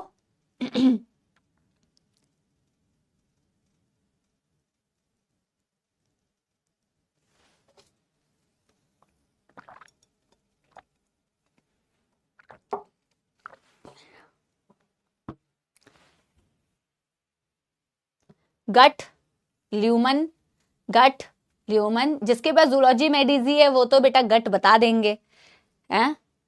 कई लोगों को लगता है ये सीलोम है, ये कैविटी है, जिसके पास किताब है वो तो किताब से देख के भी बता सकता है, ये सीलोम नहीं होता बेटा। कई लोगों को लगता है ये कैविटी है, ये सीलोम है, ये सीलोम नहीं होता बेटा। ये छेद जो है ना बेटा, ये एक्चुअल में आपका प्रिमिटिव गट है, आगे जाके आपका गट बनेगा इससे। आप खुद इमेजिन अगर करो, थोड़ा सा इमेजिन करके देखो अपनी बॉडी को और इस सेल को कंपेयर करो, अपनी बॉडी को इमेजिन करो, इसको इमेजिन करो। आपकी जो गट है, अगर मैं गट का सेक्शन देखूं, आपकी गट मतलब एलिमेंट्री कैनाल, अगर मैं एलिमेंट्री कैनाल का सेक्शन करूं तो ऐसा गोल ही तो दिखता है ना, ये वो प्रिमिटिव गट है, आगे जाके ये गट को ही बनाएगा, आपके एलिमेंट्री कैनाल को बनाएगा, ठीक है ना।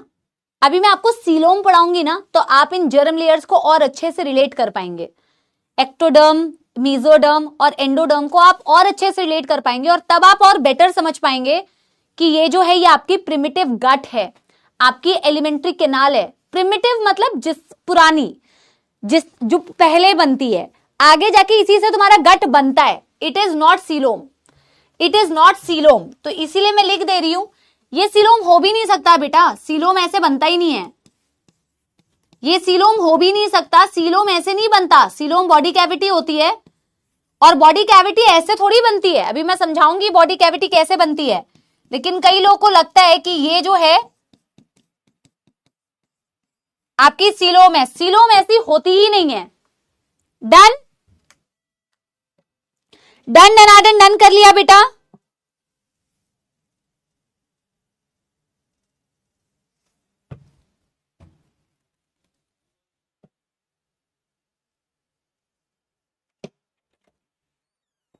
एसी थोड़ा ठंडा कर देना प्लीज।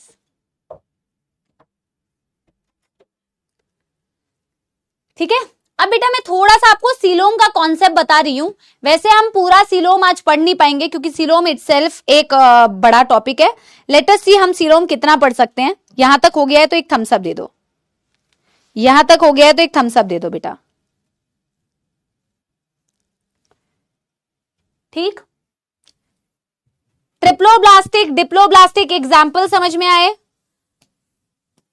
एग्जाम्पल से क्वेश्चन आएगा, यानी पहली बारी बाइलेटरल सिमेट्री भी आपको प्लैटी हेलमिंथेस में दिखी, पहली बारी 3 जर्म लेयर भी आपको प्लैटी हेलमिंथेस में दिखे, पहली बारी ऑर्गन भी आपको प्लैटी हेलमिंथेस के अंदर ही मिल रहा है। देखो अच्छा पहले ना यहां तक की एनसीईआरटी की रीडिंग करते हैं यार, बहुत ज्यादा एनसीईआरटी की रीडिंग बच जाएगी नहीं तो। पहले एनसीईआरटी की रीडिंग करते हैं फिर आगे बढ़ेंगे, ठीक है ना? पहले एनसीईआरटी की रीडिंग करते हैं फिर बेटा आगे बढ़ते हैं, ठीक है? लेवल ऑफ ऑर्गेनाइजेशन से चालू करते हैं, नहीं तो एनसीईआरटी एकदम से बेटा पहाड़ हो जाएगी ना। 3 कैरेक्टर पढ़ लिए तो पहले एनसीईआरटी की रीडिंग देखो। देखो लेवल ऑफ ऑर्गेनाइजेशन है ना, though all the members of animalia are multi cellular, all the members are multi cellular, all of them do not exhibit the same pattern of organization of cells। मैंने बोला हालांकि सारे animals multi cellular होते हैं but सब में sales का जो ऑर्गेनाइजेशन है वो सेम नहीं होता। In sponges the cells are arranged as loose aggregate, that is they exhibit cellular level of organization। cells loosely aggregated होते हैं, पता है? लूज एग्रीगेट ऑफ सेल्स, इनके बॉडी प्लान को भी बता रहा है। मैंने अभी बॉडी प्लान नहीं बताया, मैं अगली क्लास में बताऊंगी body plan. Body plan word NCERT में दिया नहीं है डायरेक्टली।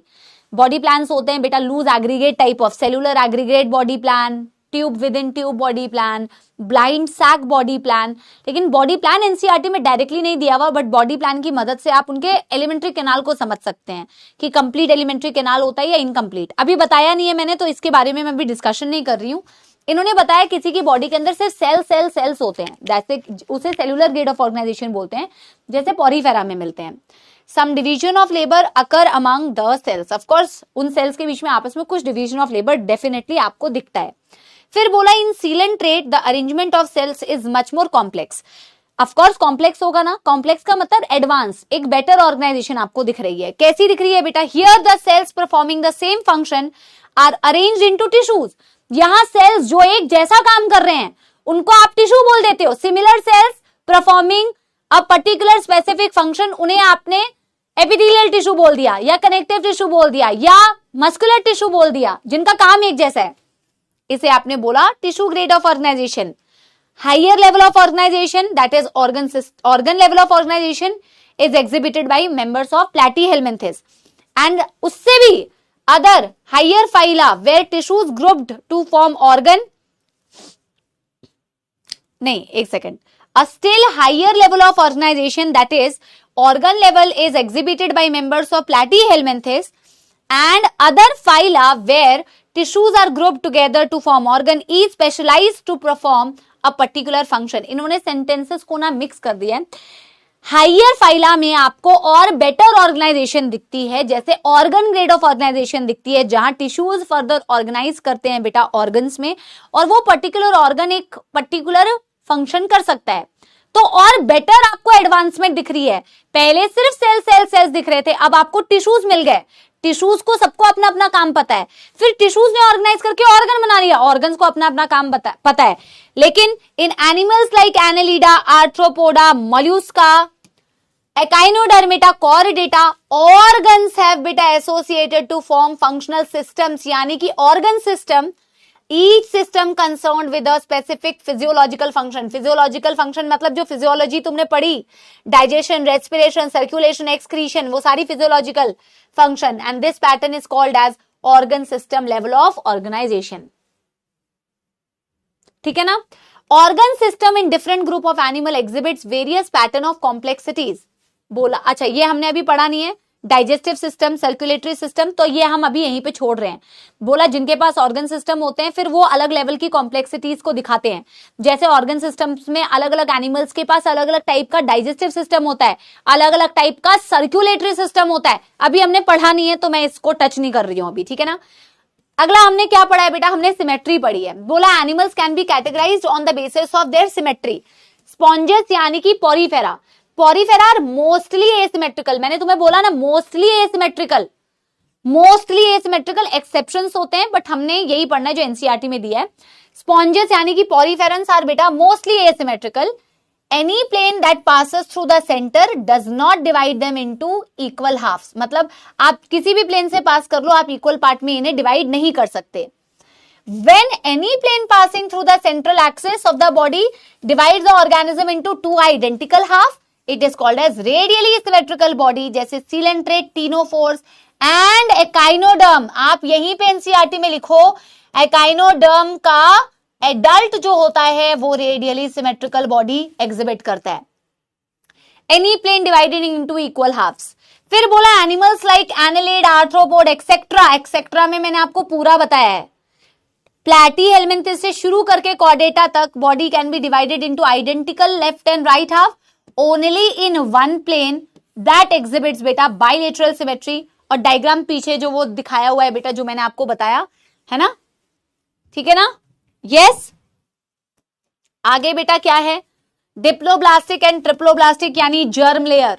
जर्म लेयर के बेसिस पर देखो animals in which the cells are arranged in two embryonic layer. Embryonic life में गैस्ट्रूला स्टेज में एम्ब्रियोनिक लेयर बोली हुई है।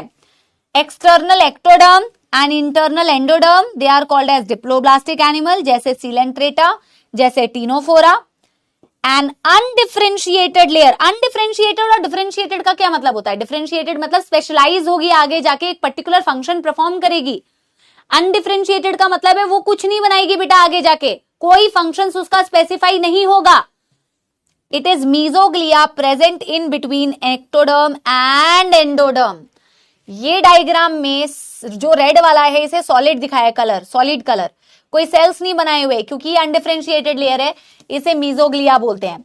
बट यहां अगर आप ट्रिप्लोब्लास्टिक एनिमल्स में देखोगे तो ये सॉलिड नहीं बनाए, इसमें सेल्स बनाए हुए हैं, ठीक है ना।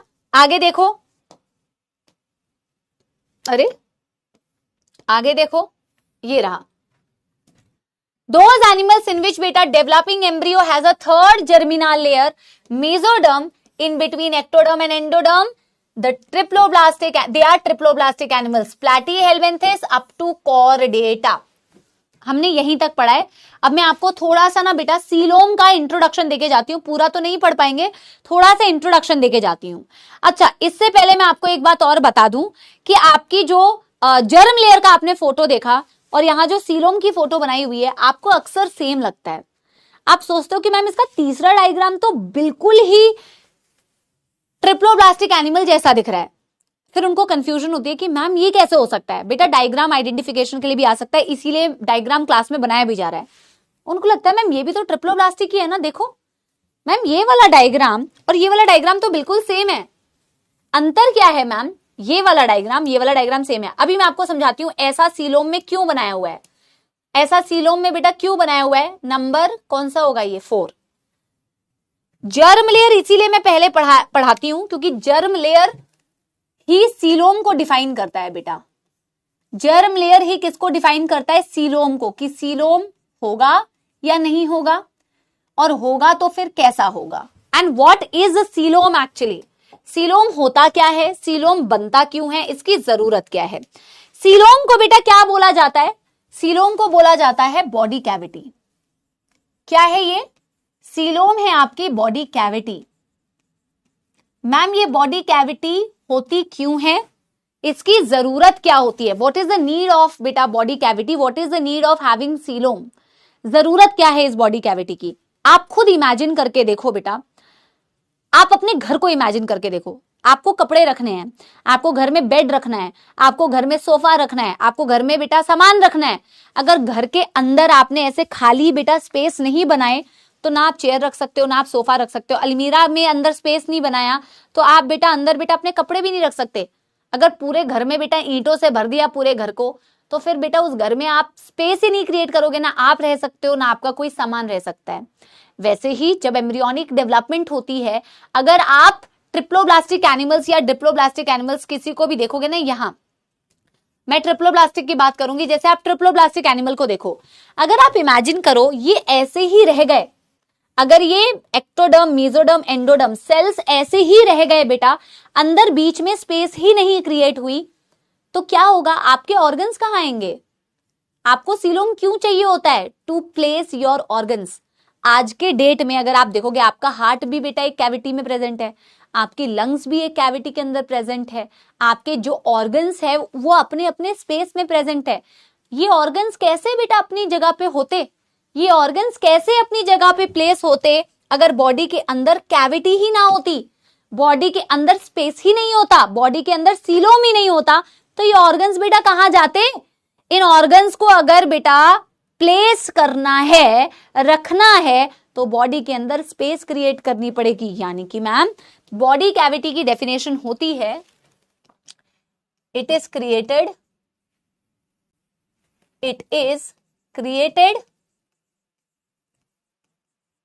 To place our organs. हमारी ऑर्गन्स कहां रहती है बेटा अगर बॉडी के अंदर स्पेस ही नहीं होती।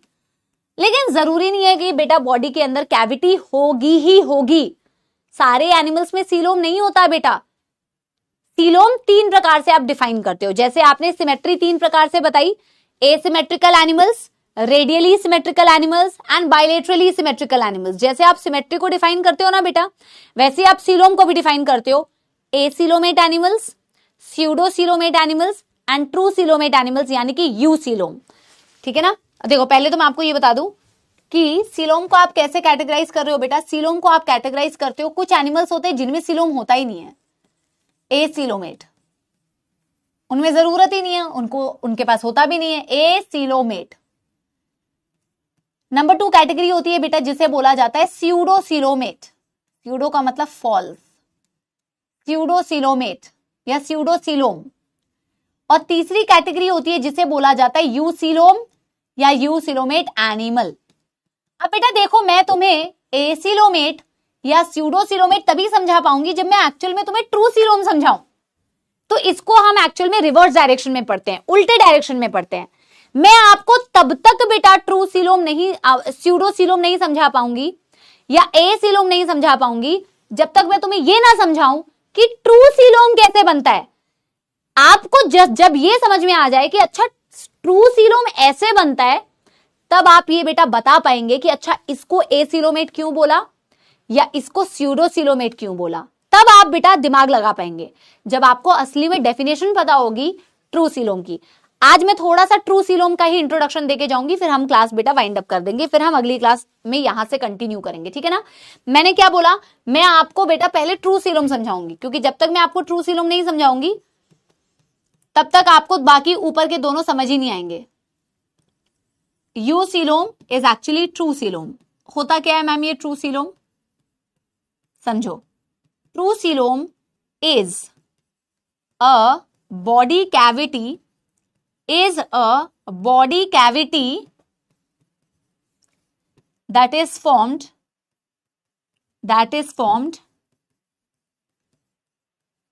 due to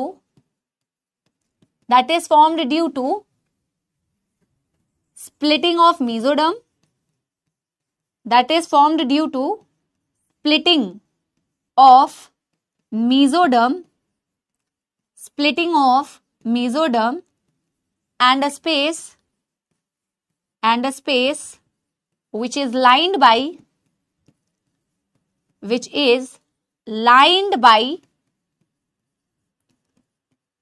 mesoderm which is lined by mesoderm on both sides. अभी आपको इस डेफिनेशन से नहीं समझ लगेगा जब तक मैं आपको समझाऊंगी नहीं।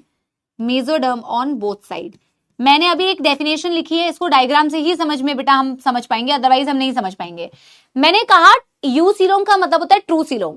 फिर मैंने कहा ट्रू सीलोम एक ऐसी बॉडी कैविटी है जो स्प्लिटिंग से बनती है। स्प्लिटिंग मतलब टूटना, डिवाइड करना, स्प्लिटिंग ऑफ मीजोडर्म। मीजोडर्म की ही स्प्लिटिंग से ट्रू सीलोम बन सकता है।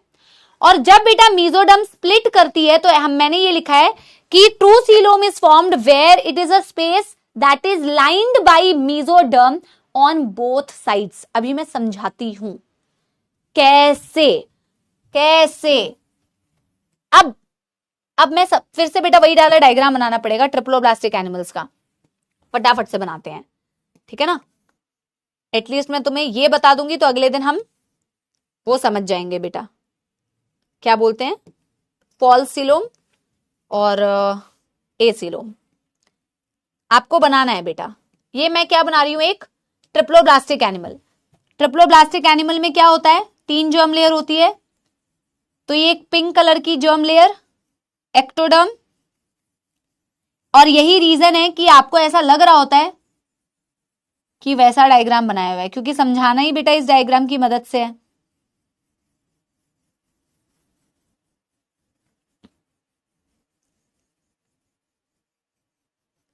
ये हो गई एक्टोडर्म, ये हो गई बेटा मीजोडर्म।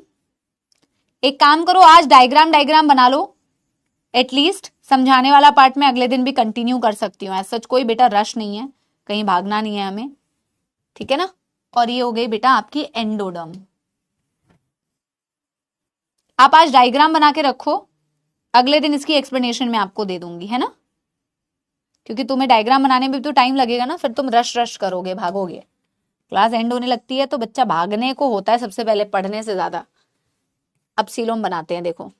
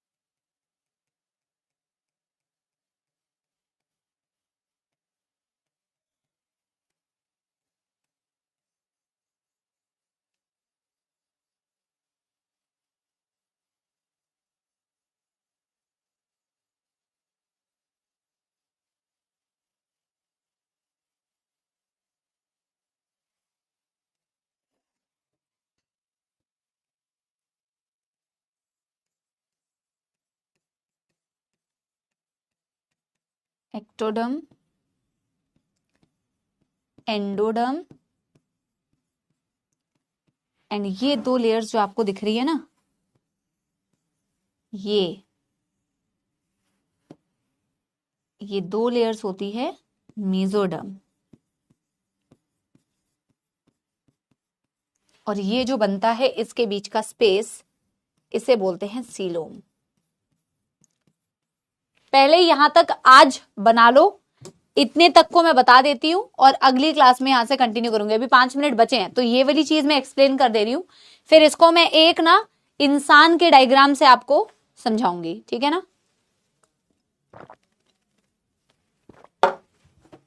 एग्जाम्पल्स भी आज लिख ही लो इसके ना।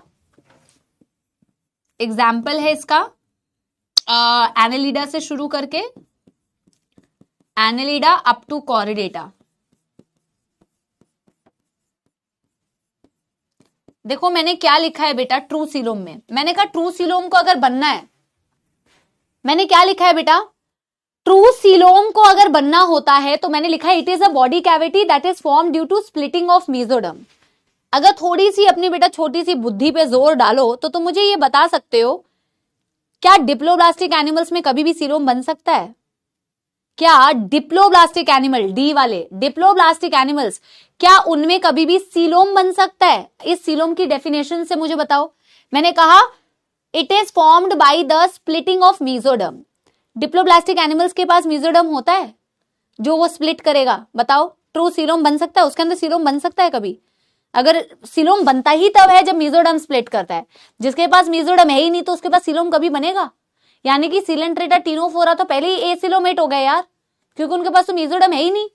मेसोडर्म बन तो तभी सकता है जब मेसोडर्म है, सॉरी सीलोम तभी बन सकता है जब मेसोडर्म है। अब बनेगा या नहीं वो डिसाइड हम बाद में करेंगे। यानी कि आप अगर बेटा इस डायग्राम को देखें तो यहां आपको 3 जर्म लेयर दिख रही है, सेल्स बिल्कुल खचाखच भरे हुए हैं, पर अब इन्हीं सेल्स को हमें शिफ्ट करना है।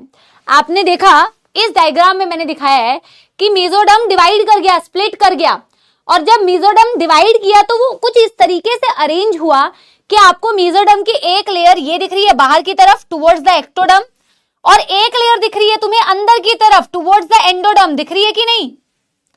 आपको दिखी? मेसोडर्म ने शिफ्ट किया अपनी जगह से, और जब वो अपनी जगह से शिफ्ट हुए तो वो कुछ इस तरीके से शिफ्ट हुए बेटा कि बीच में एक स्पेस क्रिएट कर गए, बीच में एक स्पेस क्रिएट कर गए, जिस स्पेस को ही आप एक्चुअल में आप बोलते हैं, जिस स्पेस को ही आप एक्चुअल में बोलते हैं द सीलोम। ये सीलोम बन गया बेटा।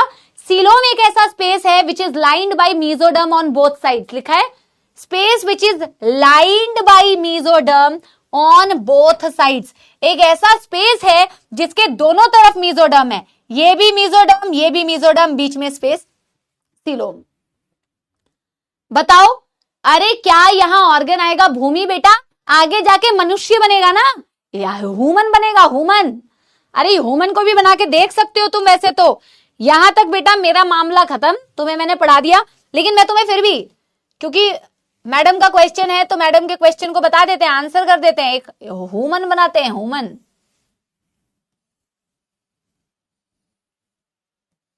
अरे यार ह्यूमन थोड़ा ज्यादा माइल न्यूट्रिशन बन गया था।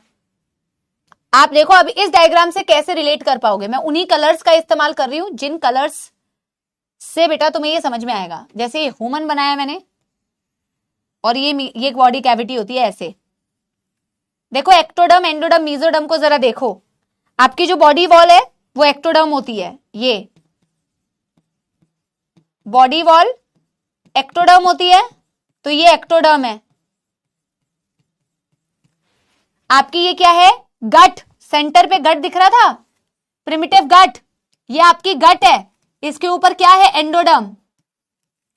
इसके ऊपर क्या है? एंडोडर्म। और ये पीले रंग का क्या है? ये मेसोडर्म है। एक मेसोडर्म की लेयर इस तरफ एंडोडर्म की तरफ, और एक एक्टोडर्म की तरफ। This is mesoderm, this is mesoderm. तो कैविटी बन गई ना, यही तो सीलोम है। इसको पीछे वाले डायग्राम से एक बार रिलेट करके देखो, पीछे वाले डायग्राम से इसे रिलेट करके देखो। ड्रॉ करना है बिल्कुल बेटा, ड्रॉ कर लो यार, क्या दिक्कत है? इस वाले डायग्राम से एक बार रिलेट करके देखो ना। तुम सोचो ये बॉडी वॉल, ये तुम्हारी गट के ऊपर एंडोडर्म, और ये जो तुम्हें दिख रही है ये मेसोडर्म, इनके बीच में ही तो स्पेस बना।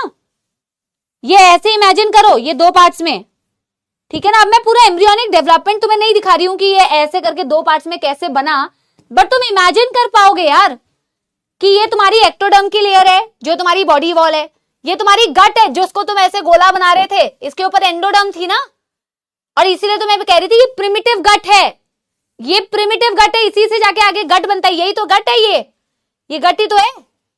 और फिर ये बेटा ये मेसोडर्म है, ये मेसोडर्म है, इस तरफ भी मेसोडर्म है, बॉडी के आउटर साइड में, बॉडी के अंदर की तरफ भी मेसोडर्म है, और बीच का जो स्पेस है वो है बेटा क्या? सीलोम।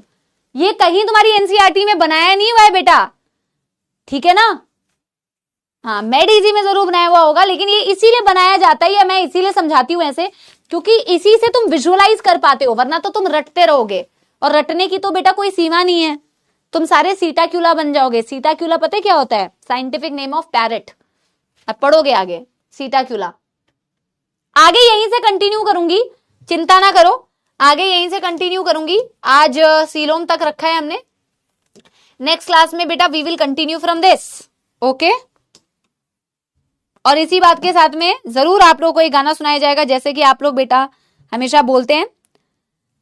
तो मैं गाना गाती हूं जो मैंने, देखो गाना जो है ना मुझे आता नहीं है ये वाला, बट मैंने ये उस पे सुनाया था, क्या बोलते हैं, लक्ष्य में। तो मैं वही गाना तुम्हारी क्लास में गाना जाती हूँ। अगर तुम जज नहीं करोगे तो बहुत अच्छा होगा, क्योंकि मुझे ये गाना उतने अच्छे से नहीं आता है। अभी मैंने कहा था ना बच्चे जज नहीं करते हैं, ठीक है ना, पर ये गाना बहुत अच्छा है। तुम चाहो तो क्या करोगे, क्लास के बाद ये गाना थोड़ा सा सुन लेना, ठीक है ना। यस देखो ये आप लोगों के लिए, ओके। चलिए पहले से ही thank you so much. Sir क्यों बोलते हो यार, सर दिख रही हूं मैं, हाँ सर पे बजेगा। सुनो,